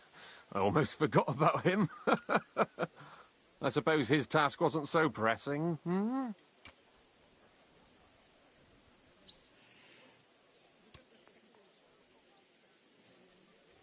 What task? Nick Libac, that is, entrusted me with a big task quite a while back. He's a castle lord. Obviously, I had to obey him. But then I heard what another castle lord was planning, von Berghoff, and I had to obey him even more. He says there's a war on. So here I am, ready to go off to battle. I need to know more about what Nickvard asked you to do. No. There are new rules now. You have to prove you're not a spy. What are you blathering about? Von Berghoff said there's a war on, right now. I told him, watch out for spies, Sir Otto. But fear not, I know how to sniff them out. You're a spy yourself, ain't you? I'm not. Ha! That's exactly what a spy would say. That's why you have to be vetted, to see if you're really on our side. The side that Nickvard's on, just so you know. We're all friends here. You can join us. I'd like to. Hold your horses. First a test. Tell me what you want from me, then. A sword. Sword? Hmm? What sword? A long and very good one to help me deal with other spies. If you bring it to me, I'll know you're not an enemy spy who should fear me. Forge one, buy one, or even steal one for me. Maybe from one of the guards at the training ground or down by the gate. During the day, they're not in the towers anyway. Steal a sword? That sounds like something a spy would do. Not a spy who wants to help von Berghoff's most loyal servant. By servant, I mean me. See, once I get a sword, I'll fill you in on Nickvard's task.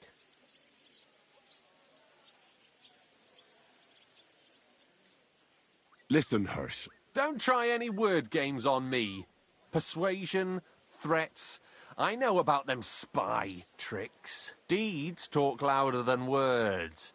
For example, like bringing me a sword. I'll think of a way to convince you.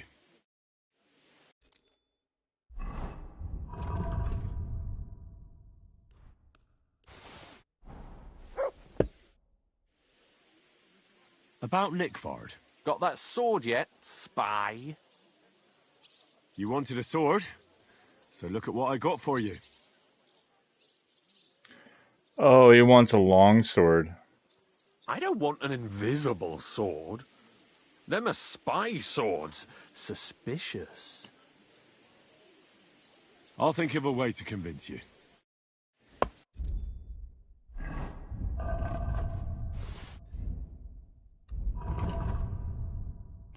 Oh, goody.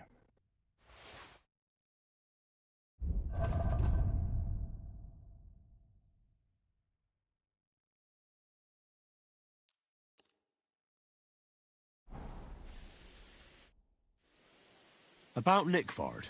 Got that sword yet, spy? You wanted a sword? So look at what I got for you. That's perfect. Lovely. I don't think you're a spy. Can't say for sure, but you seem all right. What about Nickford, then? Nickvard asked me to do something for him. He must have admired my devotion to Lord von Berghoff. Either way, Nick looked troubled and not very healthy. He wanted me to fetch him something he lost outside the castle, and I told him I would. At least I could check to see if anyone was sneaking around about the castle. But then Nickvard clutched his belly and ran off. So I never found out what he wanted, or from where. That's all? Aye. If you run into Nickvard, ask him if he still needs it or whether he found it himself. I'll be going into war soon, so I don't have time for these things, see? I'll tell him.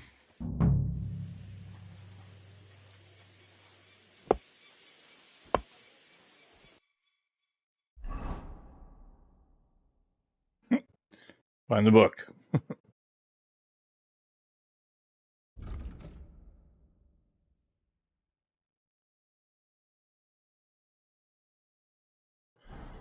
Well, we got that info about him being... So he said that it's somewhere outside the castle. And then they were talking about the bathroom by the soldiers' training arena, which is over here.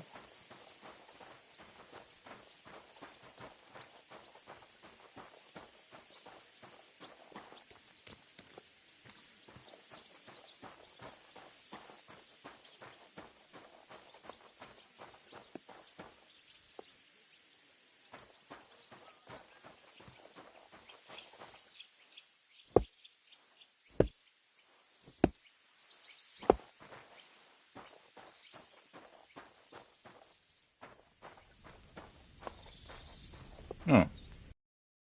It's not over here.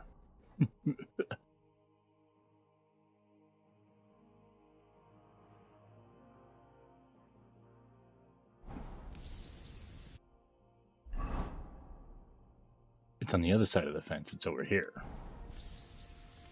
It's up there. I don't think I've ever come over here before.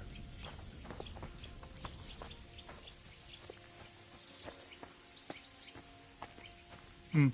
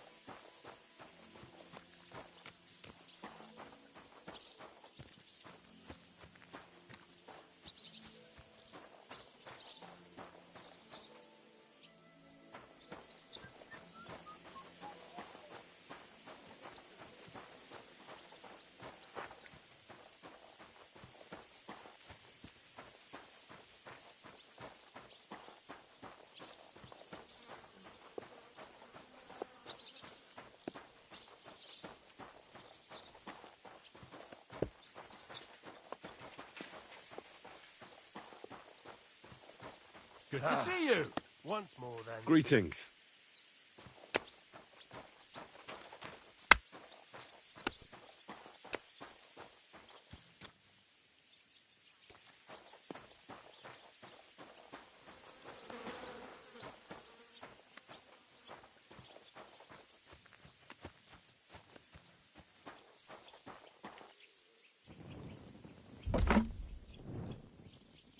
Nice.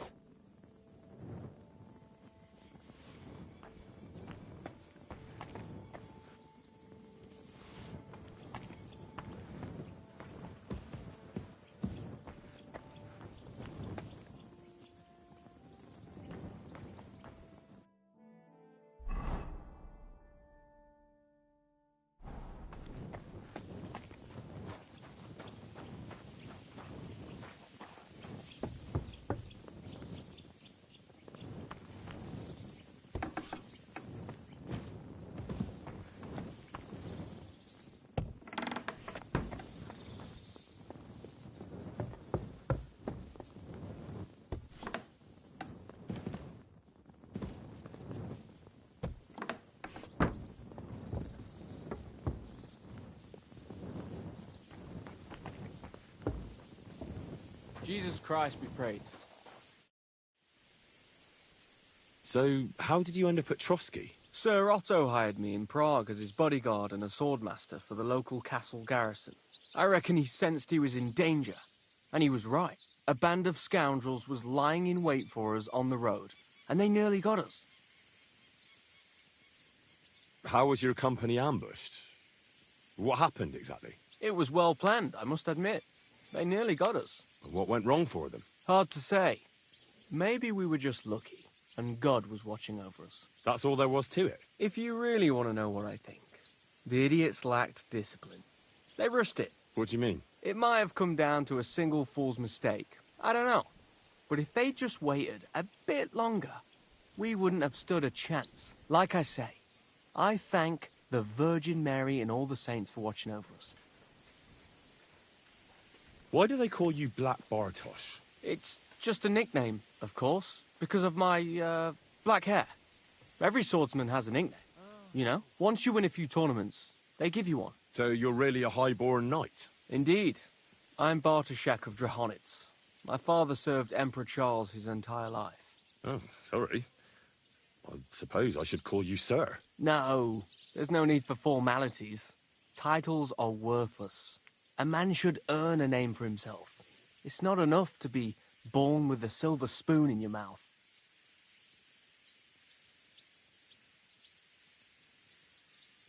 You must have been honored when the Royal Chamberlain chose you as his bodyguard. How did you meet? That's simple. I was serving in the garrison in Prague's royal castle, where von Burgo was a frequent guest. I see. But what brought you to his attention? You have good connections, I suppose. Depends what you mean. I'd recently won 2 big tournaments, so I was invited to a splendid banquet. It was there Sir Otto offered me a position at his castle. I'd heard of Trotsky, of course, but I was still astonished when I saw it with my own eyes. Sir Otto spared no expense to build a truly mighty fortress. Sorry, but we're about the same age, and I'd never have guessed you're a swordmaster. We each have our own path, it seems. I even studied at university, while I could still afford it. What? You're a man of letters as well? I wouldn't go that far. I dabble in poetry a bit, that's all. I may come from a noble family, but we're not renowned or rich, and studying costs a fortune, and I didn't have one, so I had to do what I do best. You became a mercenary. That's right. I spent more time fighting than studying at university, and I came out of it alive. So I reckoned that's where my talent lies. Where did you learn to fight, Bartosz? I've dedicated the last 5 years of my life to it. I travelled a lot and was taught by several masters. I'd like to see the world too. But I haven't even made it to Prague yet. Well, I haven't been all that far either. But unless you learn from true masters, you'll never become a master yourself. Fortunately, these days there are plenty of swordsmen in Prague who will train you for coin. I hope to make it to our royal city someday soon. If you do, go and see Master Lamprecht and give him my regards. He's a man of honour and a peerless master of the longsword. I'd like to learn a new combat technique. Certainly. Why not? I happen to have some time on my hands, and a good stretch would do me well.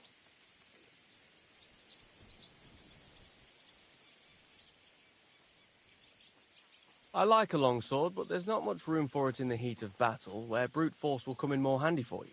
Such a hit with the pommel of a sword, handle of an axe, or edge of a shield will certainly disorient everyone. Would you like me to show you?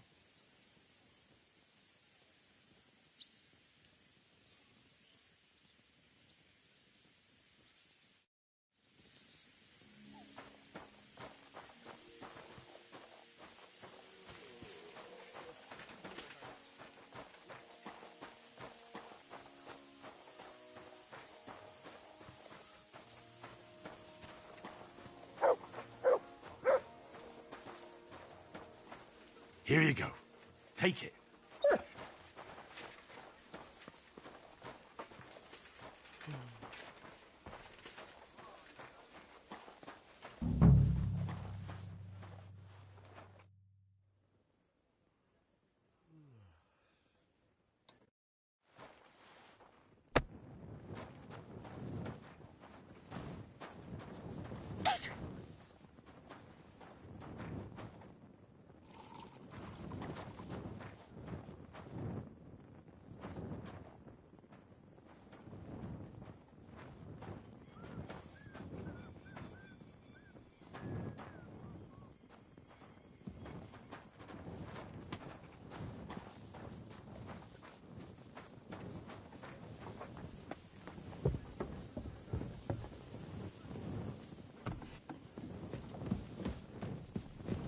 Back to hell with you.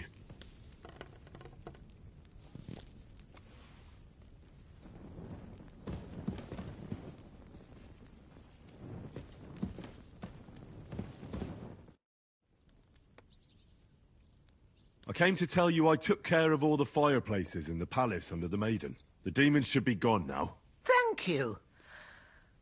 But they'll be back next year, you'll see. I reckon someone will handle it if they do.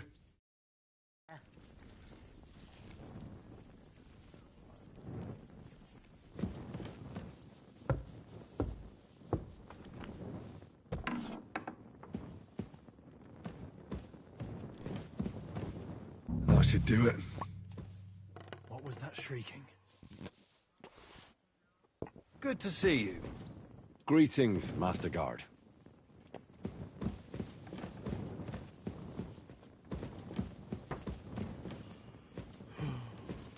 I'm sorry.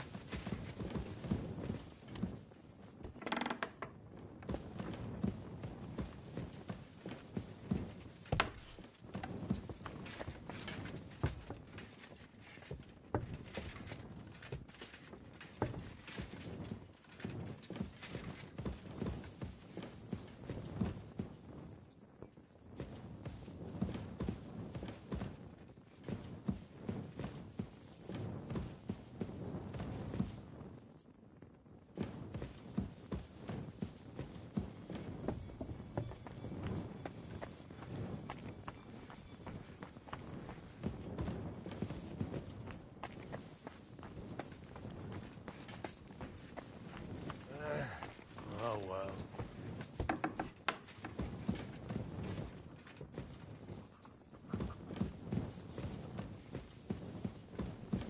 Back to hell with you.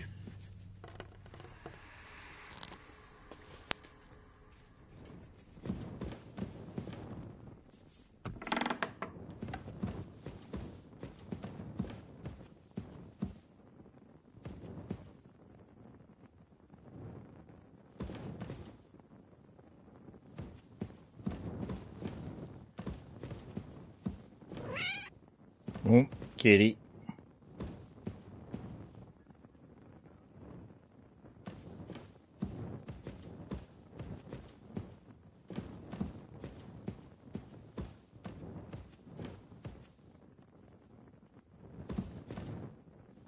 This looks like it has something to do with that Brushes of Death DLC, which I think is active now. Yeah, there it is.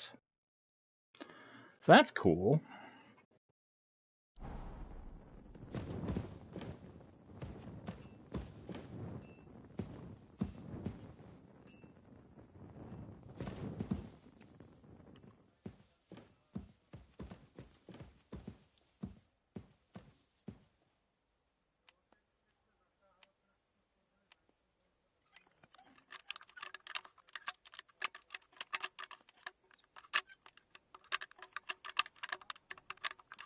Shit.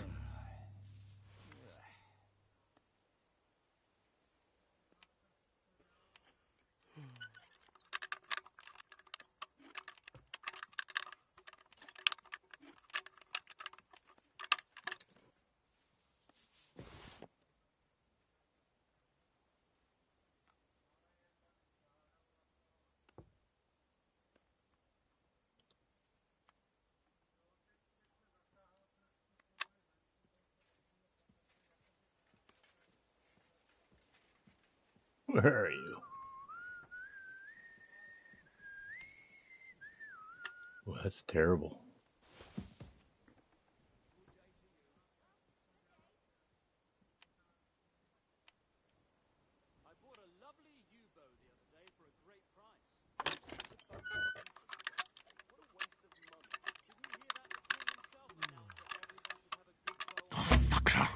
Damn.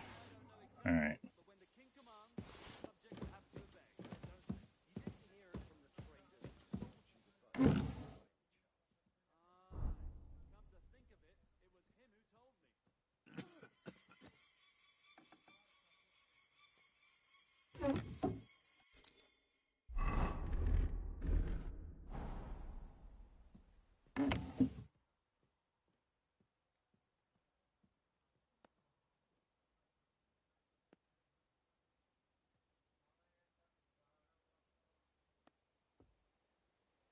Hmm.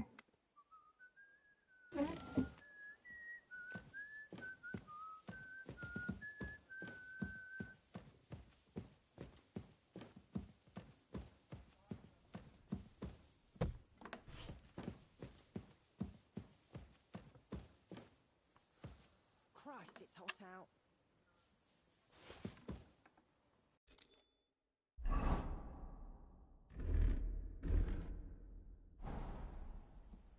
What was it I wanted? Do you have enough onions for the soup?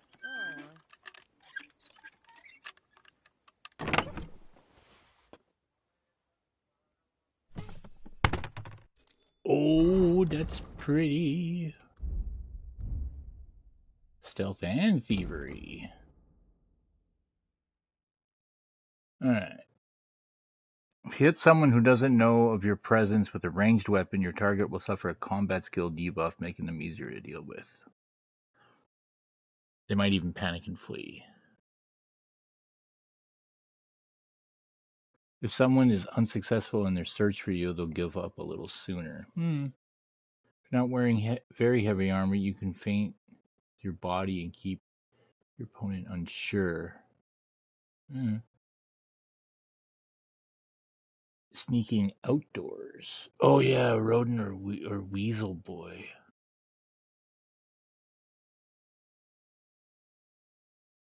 Yeah.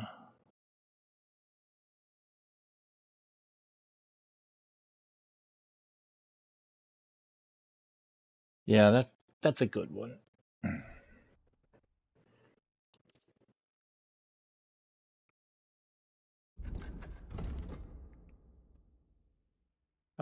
If you are wanted for a crime, you gain a bonus of +3 on strength and warfare, and +1 on agility. Last 2 minutes.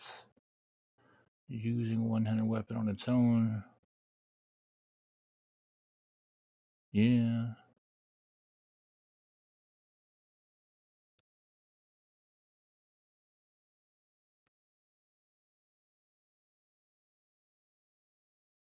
Yeah, that's not bad. I mean, try not to be too much of a criminal, but...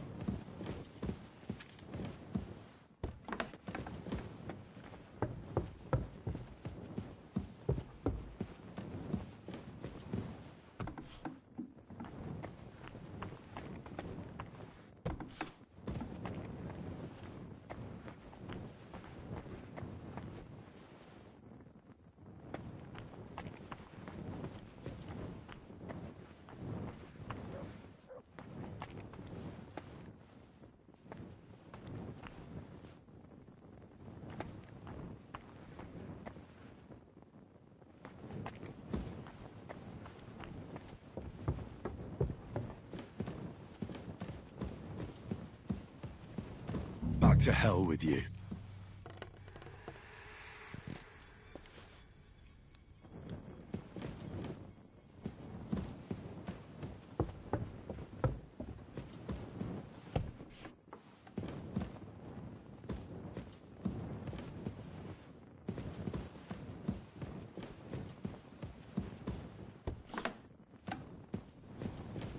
A little more here.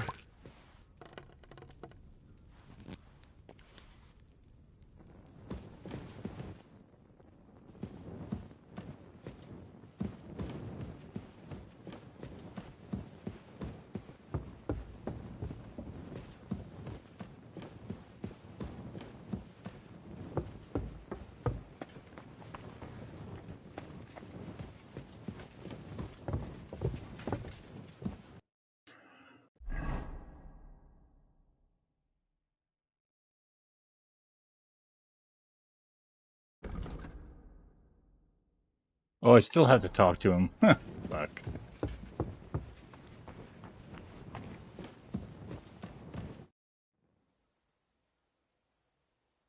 About that lost alchemy book. Please tell me you found it. Not yet. But I searched for Nickvard, and I have some clues. Tell me what you've learnt, then. It looks like Nickvard brewed some sort of potion from the book. He told Regina it would restore his youth, but the potion didn't sit well with him. He must have spent a lot of time on the privy at the training grounds below the Crone. Bertha brewed a digestive potion for him, but it didn't work. When he wasn't shitting or writing notes to servants, he asked Hirsch to bring him something from beyond the castle walls. He lost something there, and then he vanished without a trace. What do you think about it?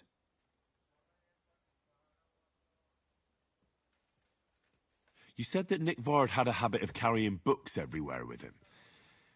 If that was the case with the alchemy one, it's possible it fell down the latrine while he was shitting by the training ground. And now it's lying somewhere on the cliffs beyond Trotsky. That actually sounds quite likely to me. Let's pray he didn't use it to wipe himself. Go there and look. Perhaps you'll find the book, and Nickvard too.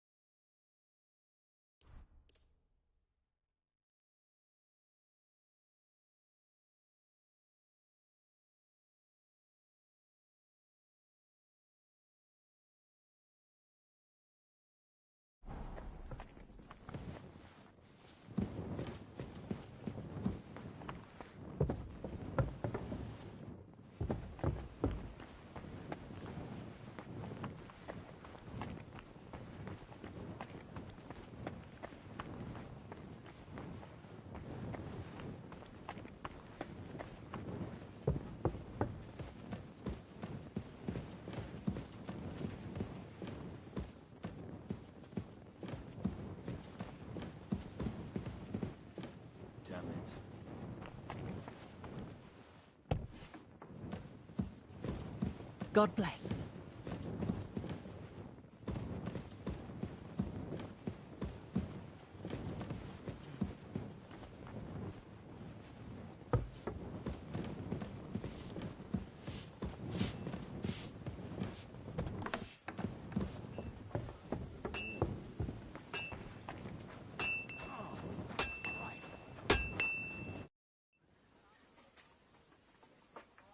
How long have you been serving in Trotsky? And what are you after, anyway? Nothing. I'm a blacksmith like my father before me, so... So, you thought you might find some work with me? Well, you won't, fella me lad. And if you are going to be loitering around me here, all you'll do is get on my nerves. So, best be on your way. Would you repair a few things for me?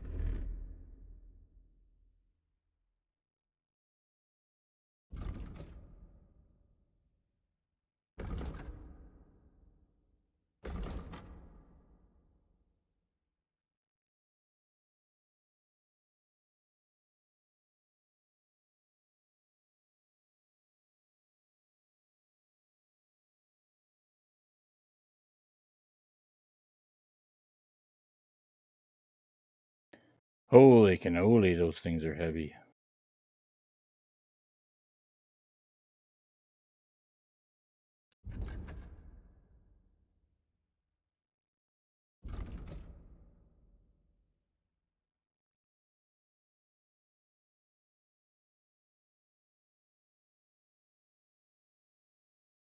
Hmm.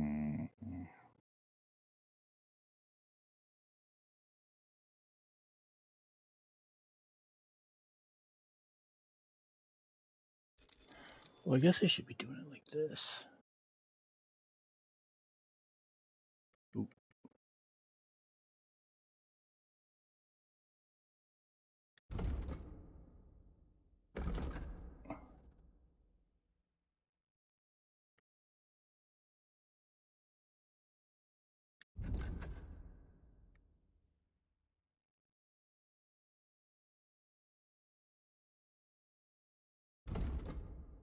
Wait. A whole pound heavier.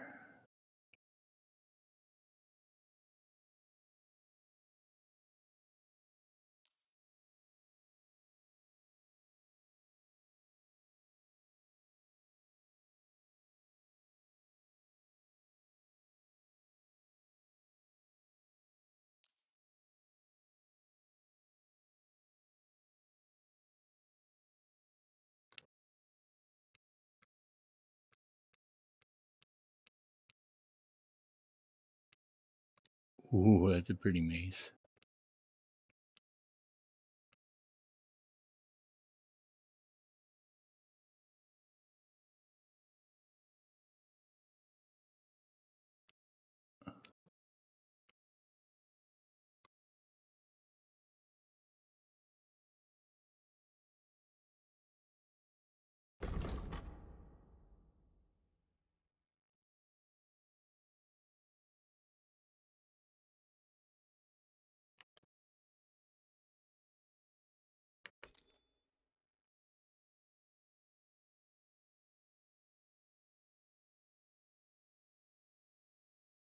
Ah, there we go.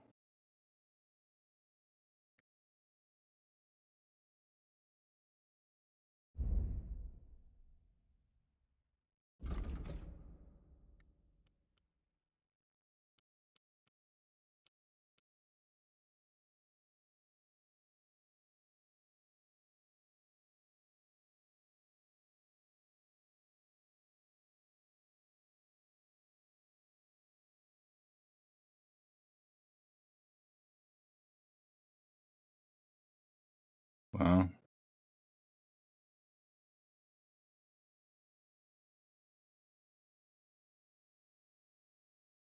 It's only $1,000.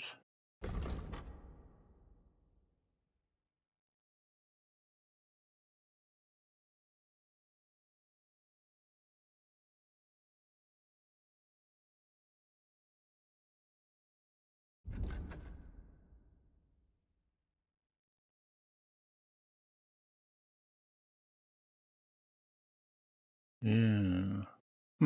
Okay. Well, this is $500. What did I buy?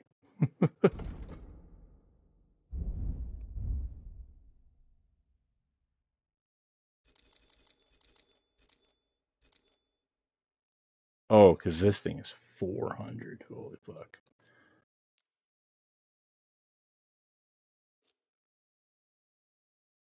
Yeah, not worth it. Thank you, and a good day to you, friend.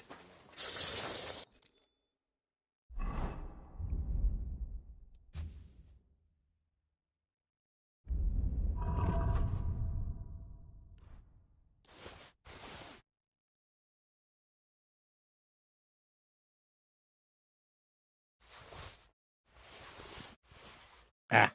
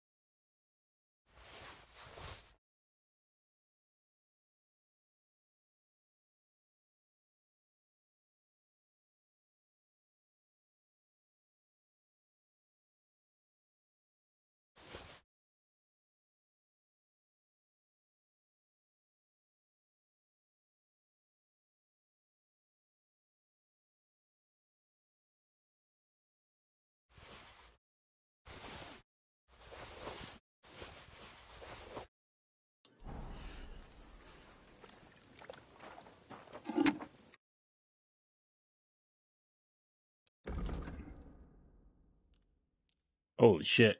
Holy shit. Okay, well.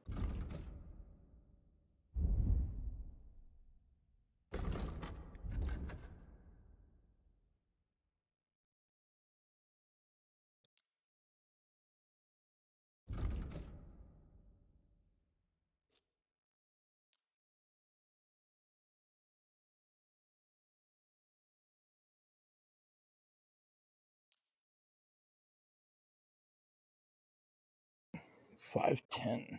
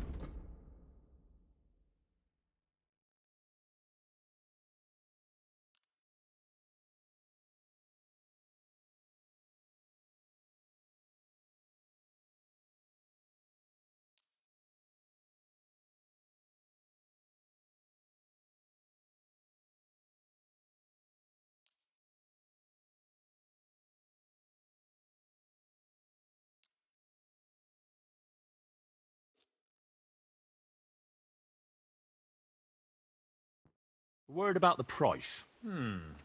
Very well. My, you'll convince me with that price. Thank you, and take care.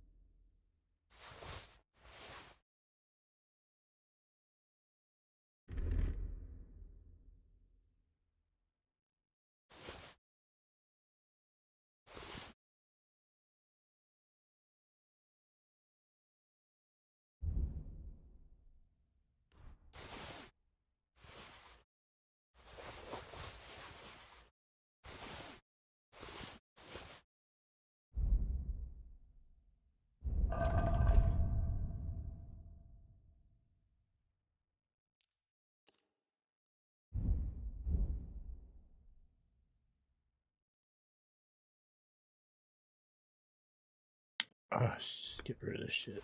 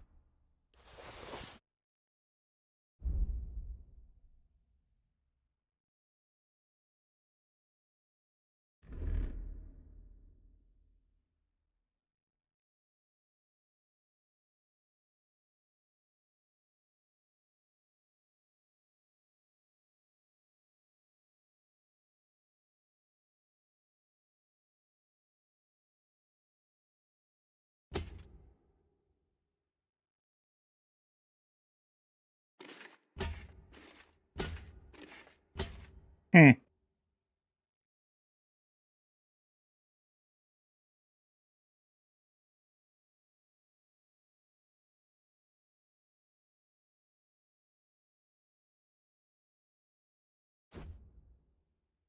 Ah.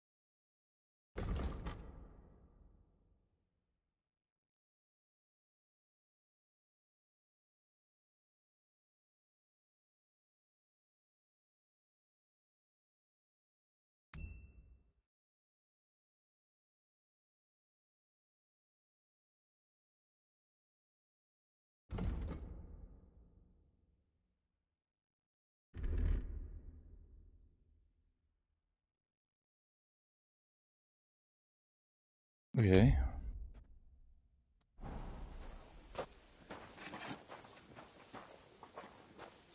Who wants free stuff? Anybody? No? Yeah, I don't blame you. It's kind of garbage. The Chamberlain mentioned you've seen demons at the castle. You're damn right I did. What do you know about it?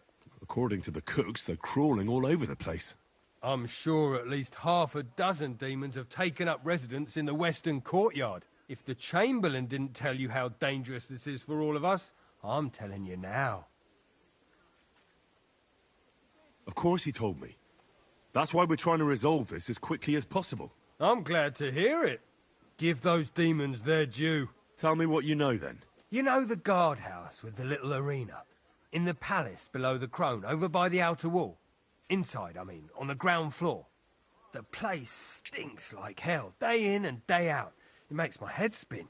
I've seen things there with my own eyes I'd rather not talk about. I'd start the investigation there if I were you. All right. I'll look into it.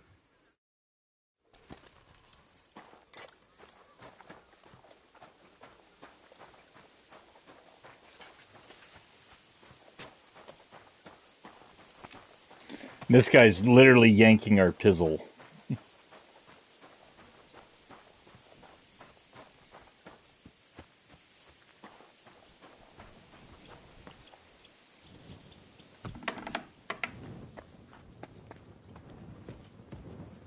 Privies for the soldiers, but not a demon in sight.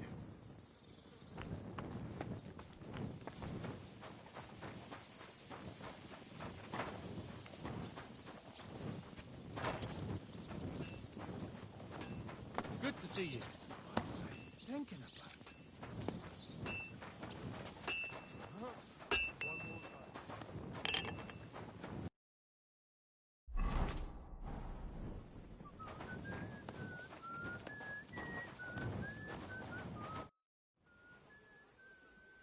You must have been wrong about those demons.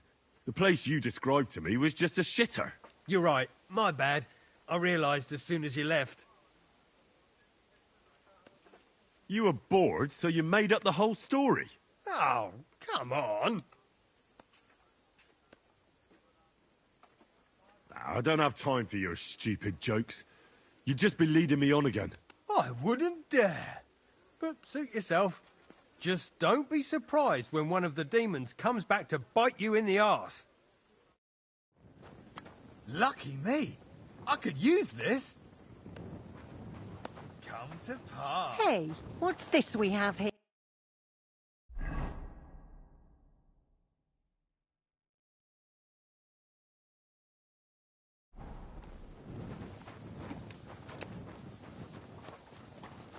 Come to Mars.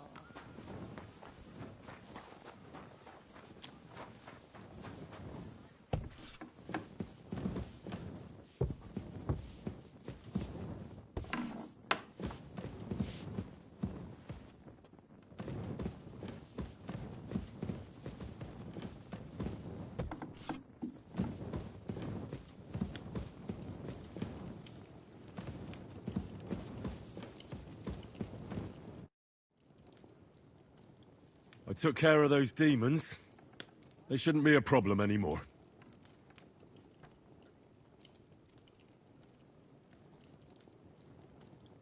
I didn't see or hear any of them. I reckon it was just rats. Hopefully things will quieten down again for a while. Most importantly... I decided to help Ossiner as well. I can still smell that stench everywhere. He got you too, did he? He tries that prank on all the newcomers to the castle. You knew? Why didn't you warn me? I wouldn't want to spoil his fun. Anyway, the job is done. Trotsky Castle, held by Sir Otto von Berghoff, Lord of Billin, Royal Chamberlain of the Kingdom of Bohemia, Chairman of the Provincial Court, It was a long Member of thank the Crown you. Council, Magistrate of the Peace, Burgrave of Prague, thanks you. Thanked me. Just grabbing a drink.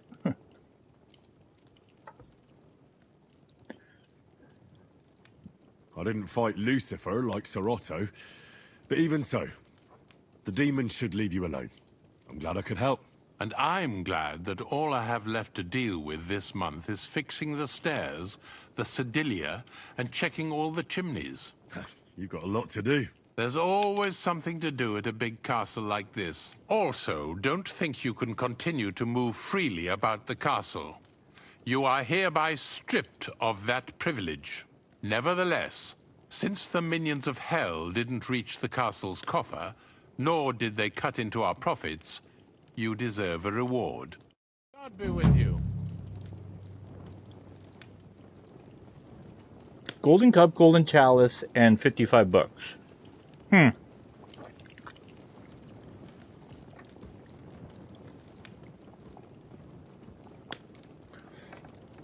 just like that, we're overburdened again.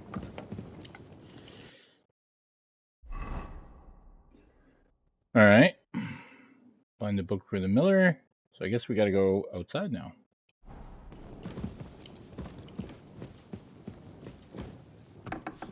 This is really cool artwork in here. Back before wallpaper and all that jazz, they just painted the shit out of their walls.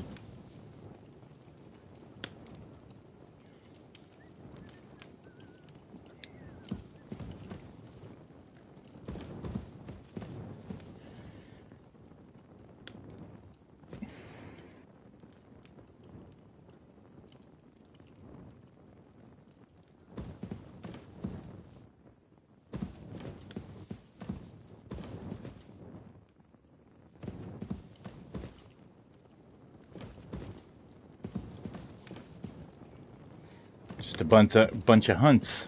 Which is pretty cool.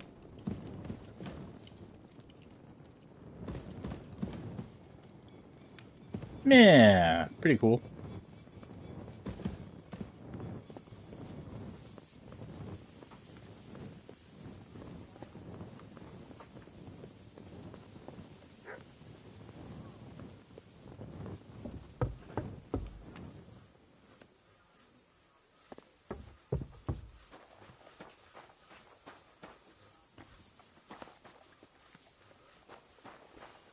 Go and get your horse so we can get going. I'm always glad to see polite people like you. God be with you. God be with you. How's the watch going? Not bad. So far.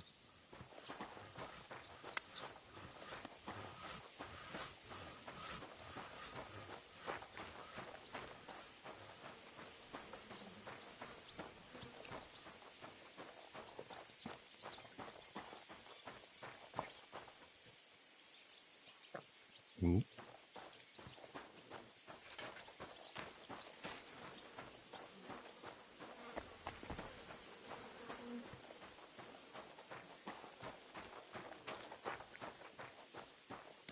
Oh, we can go out here.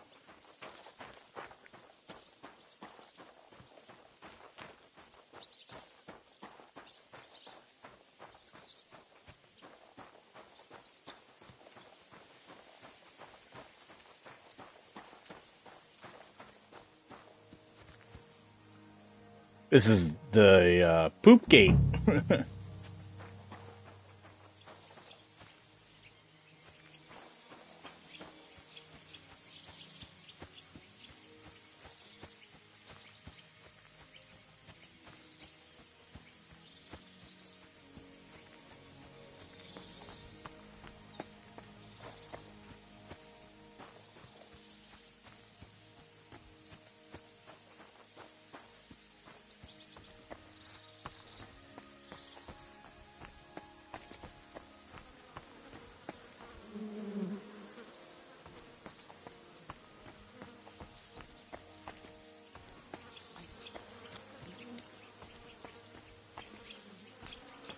You must be Nick Vard, eh?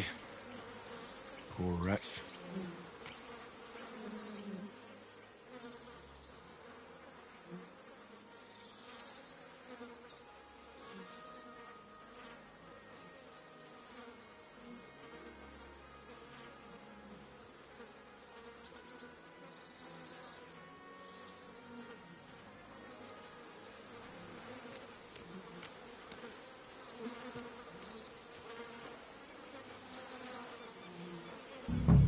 How many more times am I gonna have to poke around in corpses and shit for that damn cradle?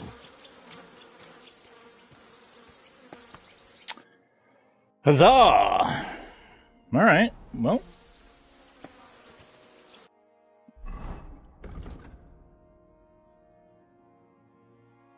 Yeah.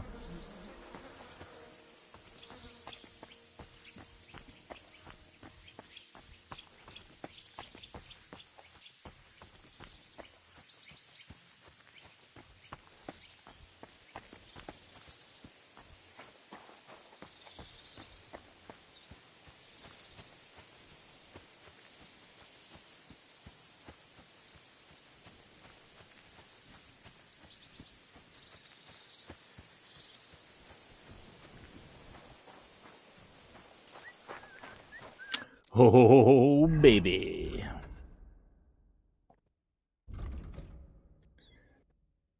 Shield blocks cost you 30% less stamina.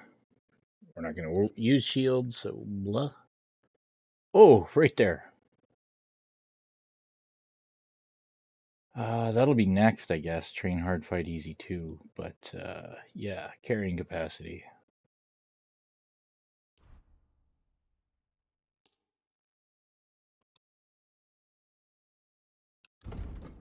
And like that, 150. We have 25 pounds to work with now. That's awesome. You can put on all sorts of armor now. Right, Kathy? Right? Right?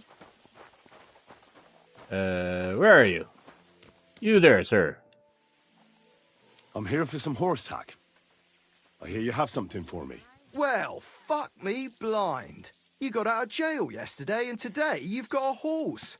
Fuck, I wouldn't mind having your kind of luck. But you're fucking things up for me and making a mess. And I don't want to get a whipping on your account. I've got the tack ready, but I've been ordered to show you our herring first. You can take him, they said. So kindly take a look at him in the stable here and tell me if you want him or not. Farewell.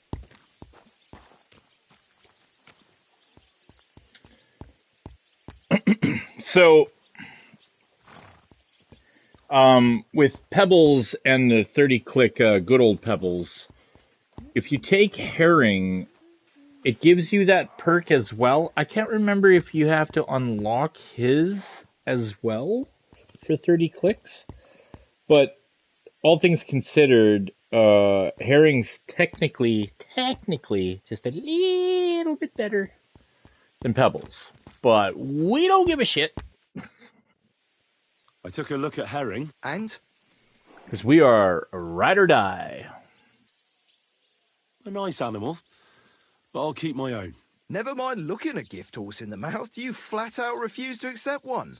You're lost though, pal. Actually, now we've got to know each other, I want to let you in on this little scheme. We could both get something out of it. But you'd have to keep it to yourself. What do you say? Can you keep your mouth shut when coin's at stake? I can keep my mouth shut. You can count on it.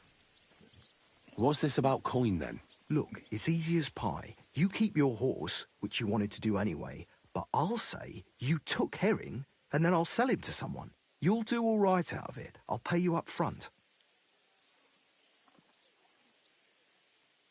Well, I might be interested, but I deserve a bigger cut.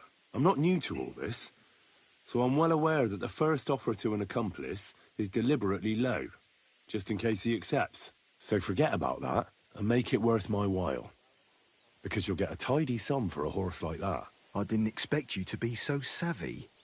But you're not wrong. I'll give you double my first offer. I reckon that's fair. Me too. Right, now we can get back to the reason you're here. You know how to ride and control a horse? I think they added that. I don't remember that being in there. I wonder if that came with the latest DLC. Ah, don't worry. I'm right at home with horses. I learned to ride with cumans on my tail, and arrows whistling past my head. A tough school it was. Well, I'll be damned. I never heard such a thing before. But even an experienced horseman like you needs equipment, as you well know. You can tech him up yourself, right? Sure. Thanks. See you later, my friend. Alright, let's see.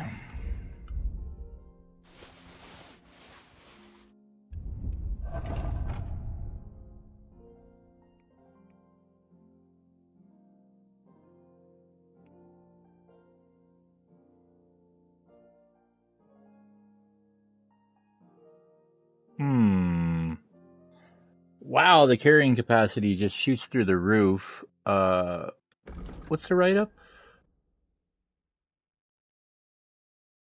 Dagged leather breeching with pendant straps. Helps the balance, increases the horse's courage by 2, and stamina by 4. However, it reduces carrying capacity by 24 and makes the horse slower.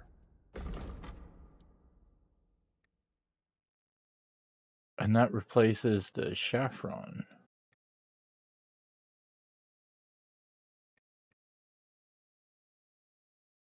So, yeah, stamina goes up. And Pebs just can't carry. Pebs is just shy of 400 pounds. Oh my god. Wow, what a difference. That's fucking hilarious. And then this is just garbage.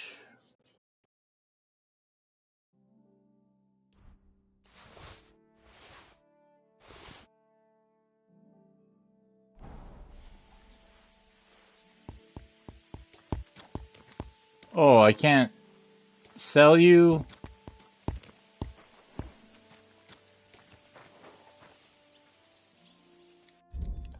Alright.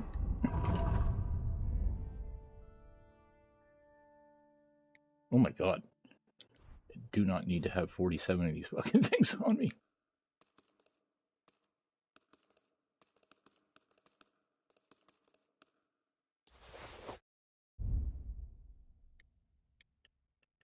This should all be good. Gotta get some tailor kits. I keep forgetting. Well, I haven't forgotten. Just haven't left the castle yet.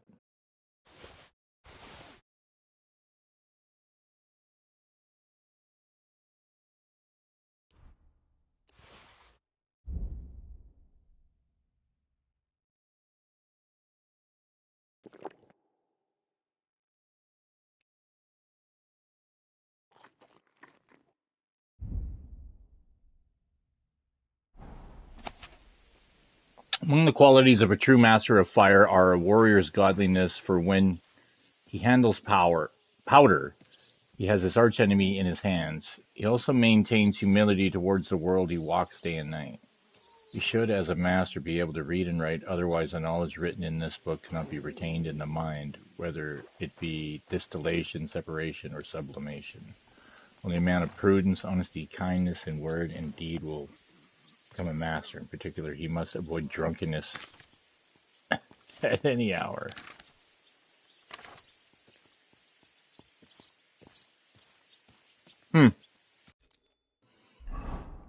Making gunpowder.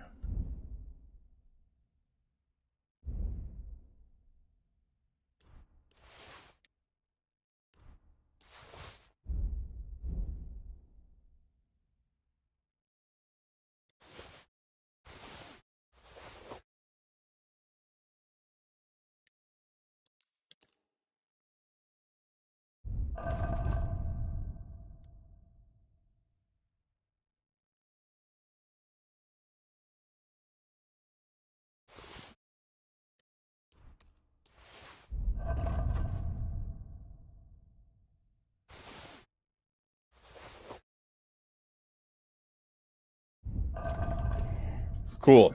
Okay. Yeah, Pebs. I mean, you kind of stand out with the other thing going on. But, you know, you got more stamina. Oh, I guess we gotta go grab hams.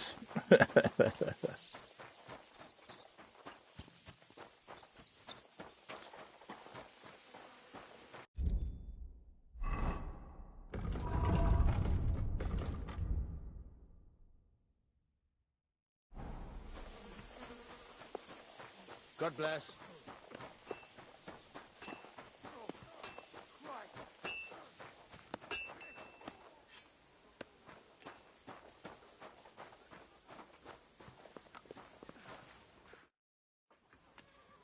I'm ready. We can go. We can't. We wouldn't make it to Nabokov and back by sunset. We'll meet at the second gate tomorrow at sunrise. Oh, okay.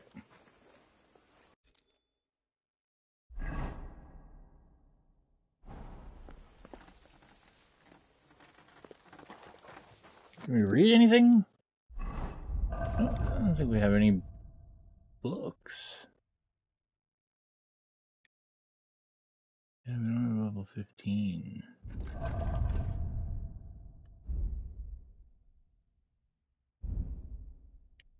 It's close. Well, it's about to pop. Agility's about to pop.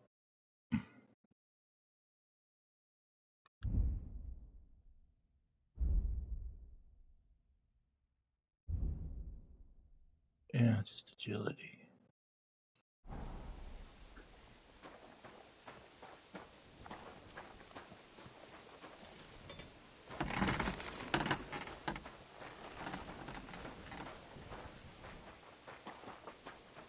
I'm always glad to see polite people like you.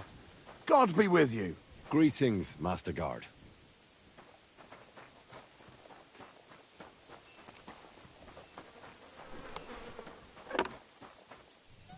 What a day.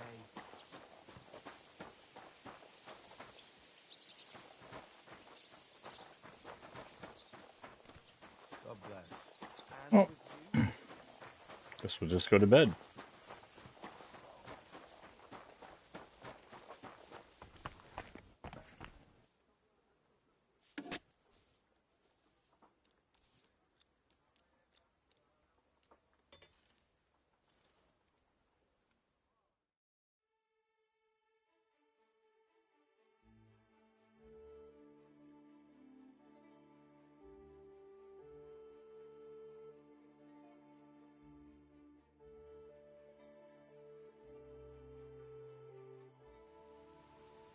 Of course you did.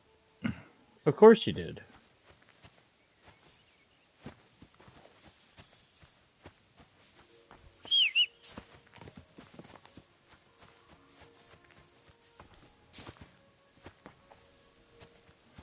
Oh, this is the Zhelyov Inn.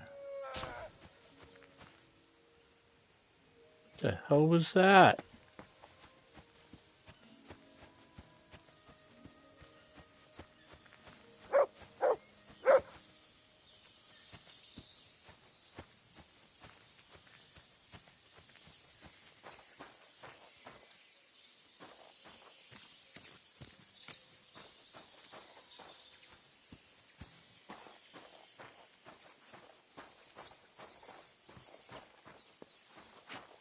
What's that you got?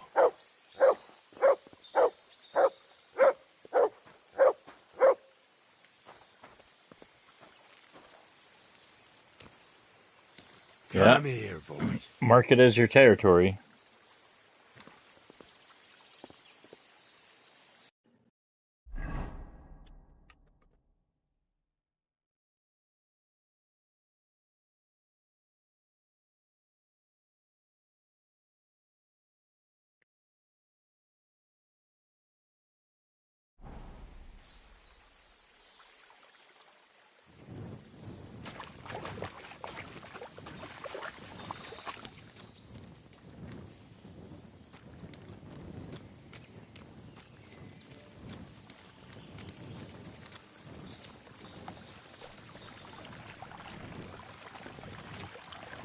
Oh, oh, oh, ho, ho, ho, ho, ho, ho.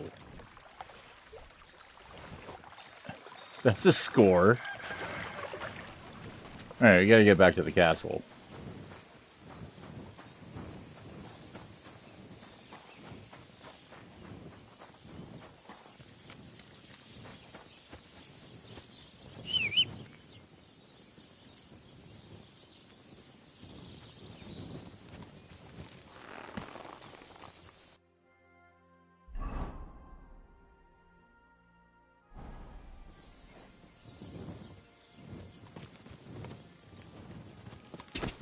God.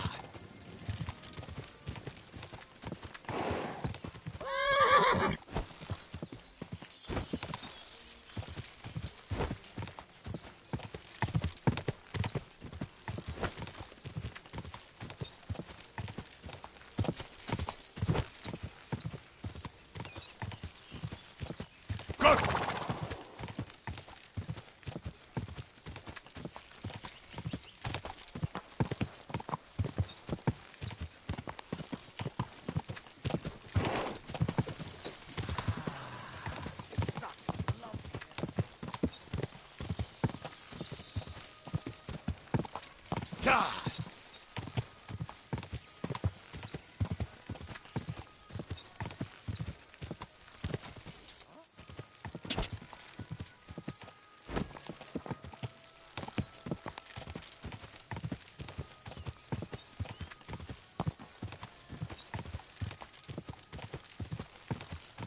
Couldn't tell where the sun was because it was past the horizon line. See it now, though.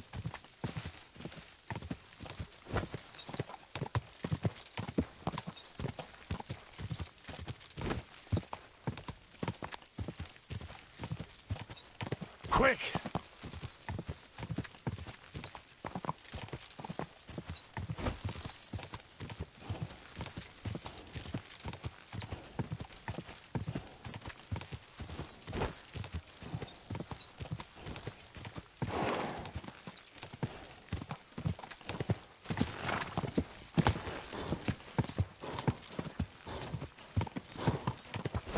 Come on.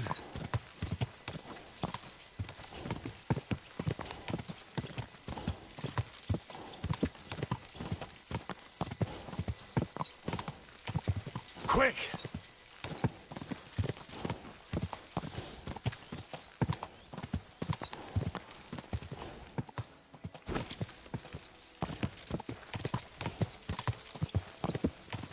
Whoa! Whoa!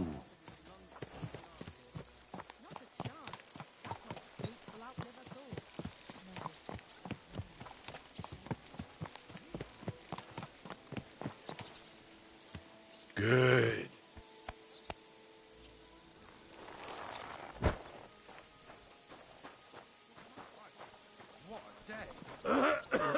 Come. I'm glad you're here. I needed to catch a breath of fresh air. I've had it up to here with that Chamberlain Stuffenberg, or whatever the bastard's name is. Ah, fuck him. We're here on account of von Bergov. I have a feeling he won't be giving him a pat on the back either for the way he treated us. I suppose you're right. But I won't be fucking humiliated. A jump-top tosser like that isn't going to get high-handed with the Lord of Perkstein. I agree. Although, the Lord of Perkstein can also act pretty haughty at times. Look, I know I behaved like an idiot, but... Nah, don't worry about it. It's water under the bridge. I'm in your debt. That's how you can romance hands. There's one more we need to settle. Both of us. That herb-woman, Bozhena, really helped us after that ambush. If it hadn't been for her, we wouldn't have survived. Aye. You're right. I gave her my word. And the word of a noble must be kept, as we both know. Don't worry about it. I took care of it on behalf of both of us. You did? My word, Henry. You are a true bellator. Only half by birth, but your heart is filled with blue blood. Thanks, Hans. How is she getting on, actually? I hope she hasn't had any trouble on account of us. Not on account of us, no. But... well, it's a complicated story. And not a pleasant one. Jesus. I'm sorry to hear that. But right now, I'm not in the mood for sad stories. You can tell me another time, but now Nabokov awaits us. It's high time we set out so we can get back before nightfall. Carpe diem. I'm ready. Let's mount up then. Carpe diem. Seize the day. Carpe denim. Fish and pants. I'll be here all week. It's nice to be out under the open sky. I was feeling really cramped in those gloomy corridors up there. but I can't deny this is a real fucking castle. I've never seen anything like it before. Perkstein is just a little fortress in comparison. Von Berghoff certainly knows how to make an impression. That's true. Von Berghoff must be loaded. I expect the office of the Royal Chamberlain is a nice earner. Or maybe he shits gold ingots. This horse was... Easy, easy. Nice and slow. Fuck. This place makes me feel queasy. Memento mori. I could have croaked here and gone off to join my old man in eternity. God rest his soul. And he'd ask me, "So, son, what great deeds have you achieved in life?" And I'd have to tell him, "Well, Pa, I fucked everything up royally, and then they hanged me for poaching." Christ on a stick. I can't have that. When I go to the next life, I need to have something better to tell. A whole lot better. I reckon it'll be some time yet before you go to the next life and face judgment. Audentes fortuna juvat, remember? Or I've got a guardian angel by the name of Henry. It's a shame I lost my flaming sword, though.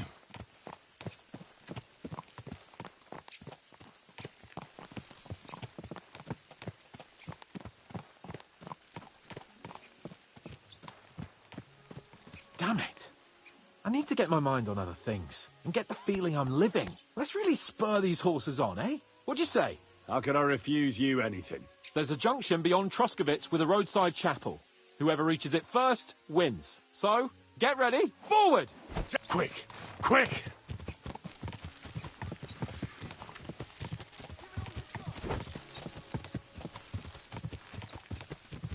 Well, you're not going to win.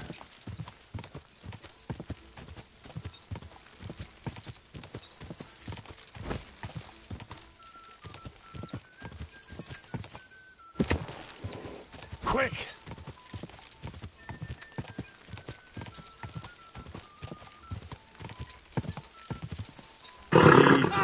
Easy. Nice and slow.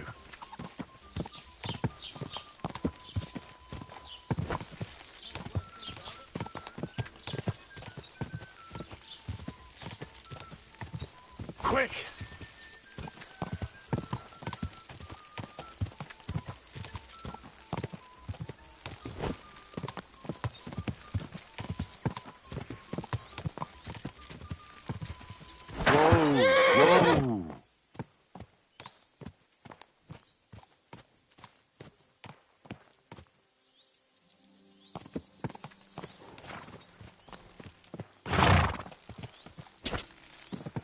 Whoa! Whoa! Yes?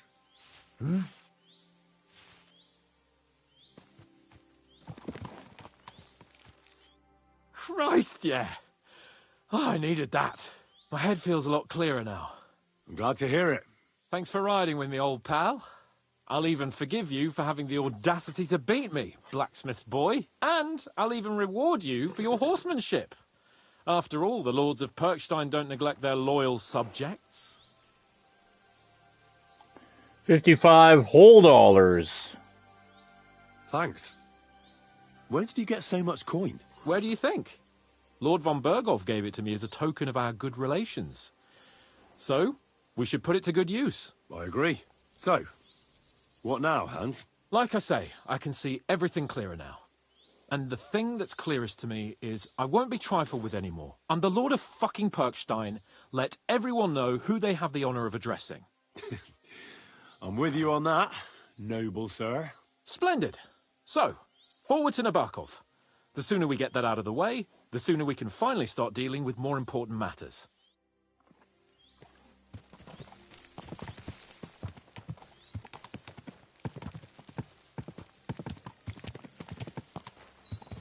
Audentes fortuna juvat!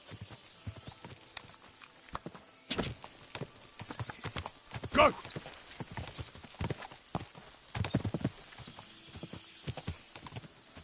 We turn right here. I'm glad you feel better. So am I, my friend. So am I. We still have lots to do before we go back to Rattay. And I was afraid, you know, that I'd fuck it up. And I almost did, but I'm not afraid anymore. Now I see it as an opportunity and a challenge. Any old fool can manage simple tasks, but hard ones, they require a man like Sir Hans Capon of Leipa and Perkstein. And Henry of Skalitz. Aye, he faces the hardest tasks of all. Your knowledge of these parts is impressive. Don't worry. I spent some time in the local forest, so I know my way around. Soon the path will turn sharply and head down a steep hill. So be careful your horse doesn't stumble. And by the way, there won't be time for it now, but near Nabokov there's this nice marsh where wild boar go to wallow. A good spot. Tried and tested. Have you forgotten your last encounter with a boar? Don't be so discouraging. I've learned a thing or two since then, and I won't let any swine catch me off guard.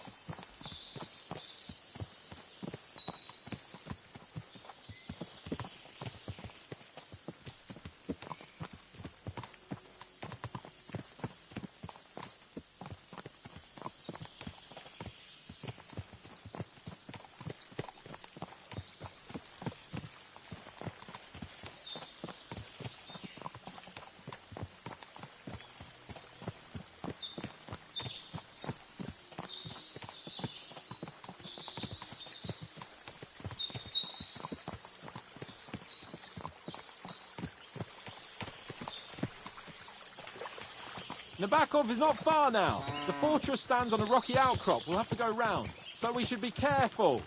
Our mission will be taking us around a pond, and we know what happened last time. So get ready. As soon as we cross the stream, we'll give the horses a gallop again.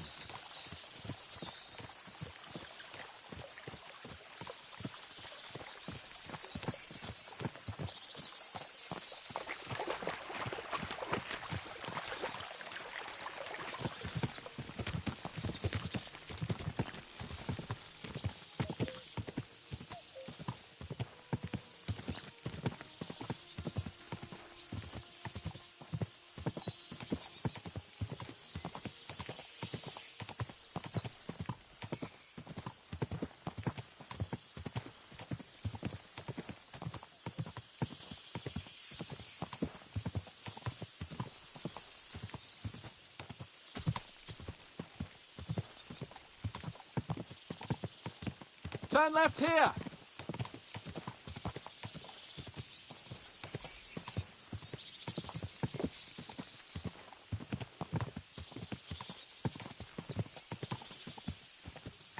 Ooh, did I see a cave right there?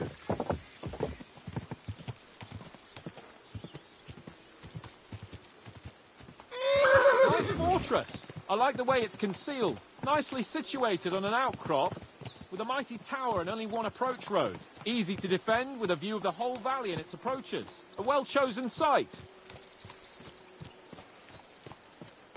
Are you an expert on fortress construction? You could say that. It's part of a nobleman's and a warrior's upbringing. Hanush forced me to listen to those teachings from Bernard and others, and I'm glad he did.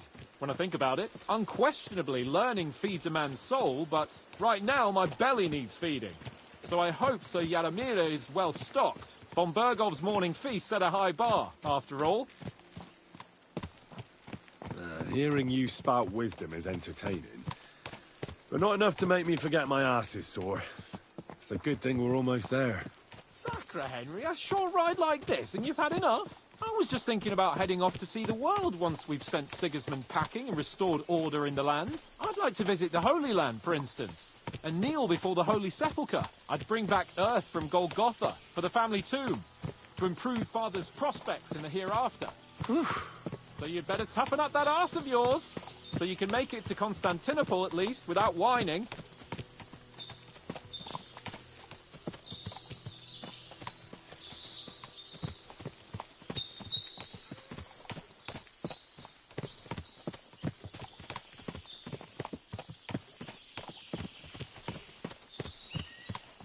my. Can you What see what I see? beautiful horse. Fuck!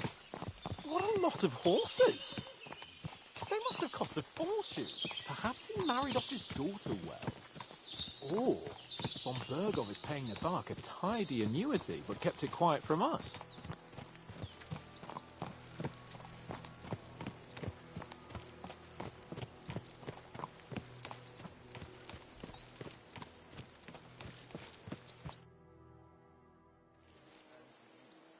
So, we're here.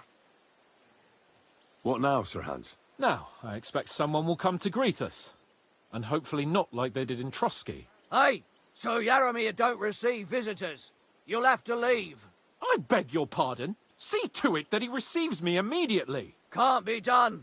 Sorry about that. I am Sir Hans Capon of Lipa, and I am here with a message from Lord von Bergov. So get to it. And if you keep me waiting here much longer, you'll be sorry. Please be patient for a while, sir. My word. You got a sharp tongue sometimes. But what if he won't receive us? He will. Just wait and see.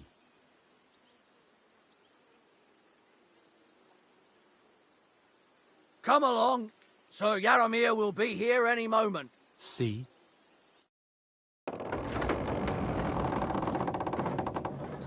The Lord Jesus Christ be praised. Forever and ever. Please excuse our precautions, gentlemen. These are evil times. Well then, Yaromir of Nabokov, at your service. And whom do I have the honor of welcoming to my humble seat? Sir Hans Capon of Perkstein. I am honored, Sir Yaromir. Sir Otto von Bergov asked me to convey to you his cordial greetings, and to parley with you in the matter of the security of this domain. Certainly, certainly. These are troubled times indeed. Please accept my hospitality, sir. You're surely thirsty after your journey, and you'll have greater comfort in the tower. An excellent idea. If I may ask that our horses may not be neglected either. Pelzel, you heard his lordship. But I've already got 15 animals to deal with. Why doesn't Hurtle do it? Hurtle has other duties. Stop griping and get to it. 15 horses? My word, sir. You must be doing all right for yourself. Not entirely. But fortune smiled on me for once, at least. On me too, one could say. I suppose she's doing the rounds in these parts. So, tell me, sir, how did you achieve what you have? Well, it's a long, complicated story. But I'm guessing von Bergov didn't send you here to find out how well off I am. Or did he?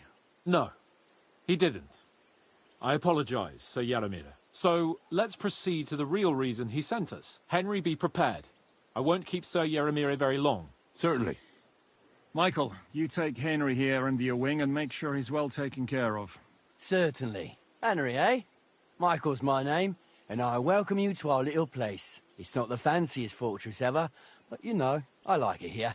It serves us well. How was your journey? All good? Aye. Lovely country. A feast for the eyes. Well, that's nice to hear, especially from someone from far-off parts. But I must say, my throat is dry. And maybe yours too, eh? Come along with me. We'll soon fix that. I'll make you feel at home and we can have a chat.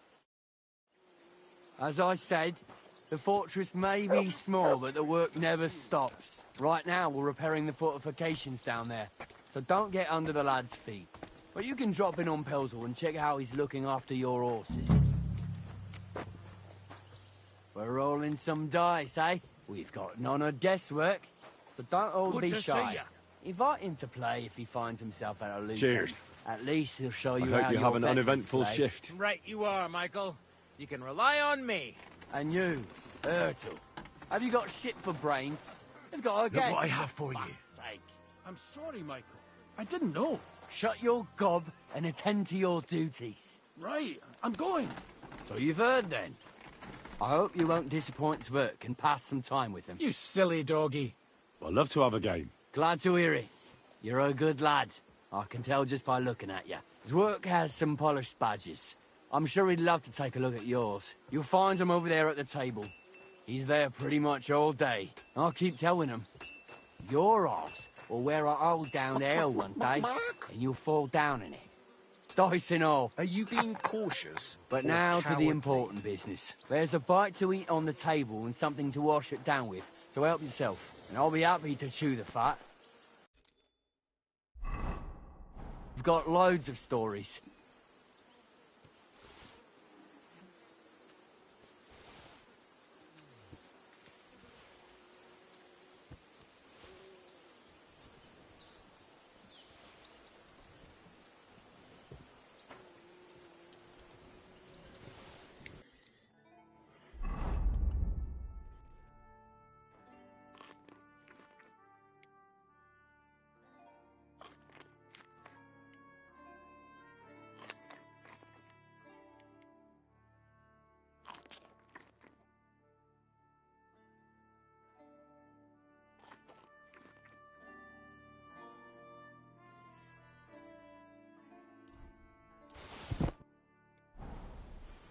Henry, a word with you.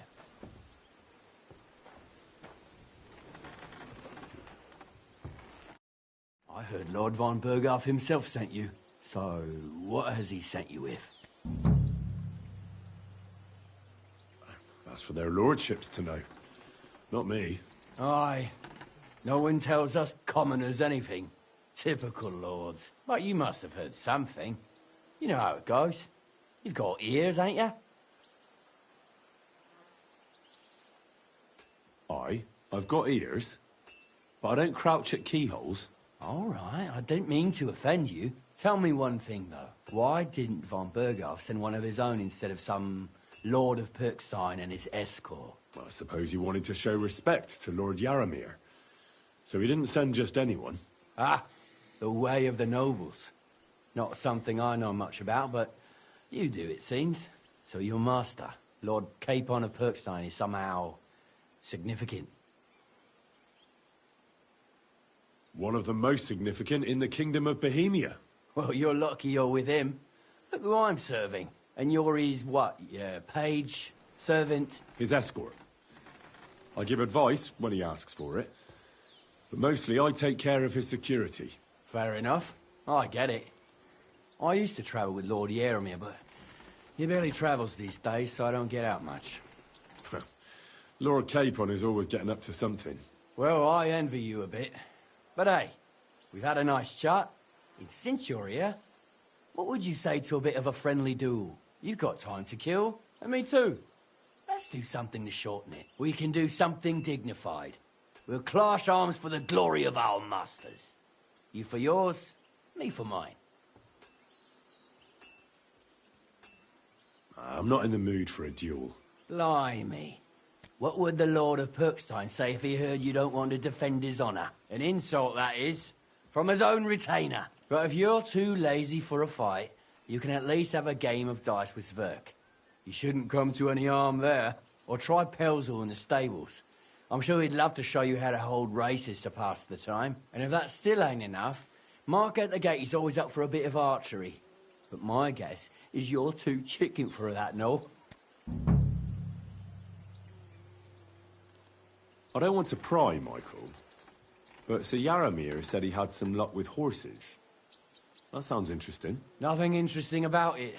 His lordship's affairs are a long story, and they're dull one at that.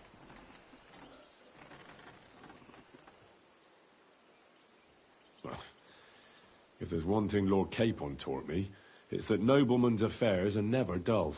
If you insist, well, you're in for a disappointment. There's nothing interesting about it. Sir Yaramir had these relatives, and they died, God rest their souls. And his lordship inherited some land, but they couldn't give it to him or something, so they gave him horses instead, to make up the amount owed. See?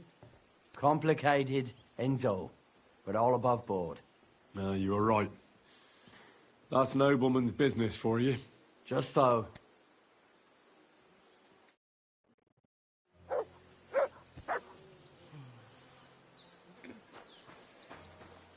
Okay.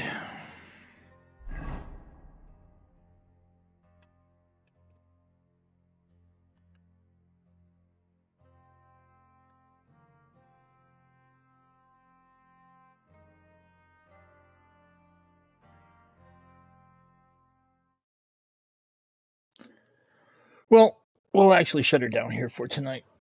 We'll pick this up again tomorrow in the not too distant future. Truly appreciate your time hanging out. Yeah, take care, have fun, and we'll do this again real soon.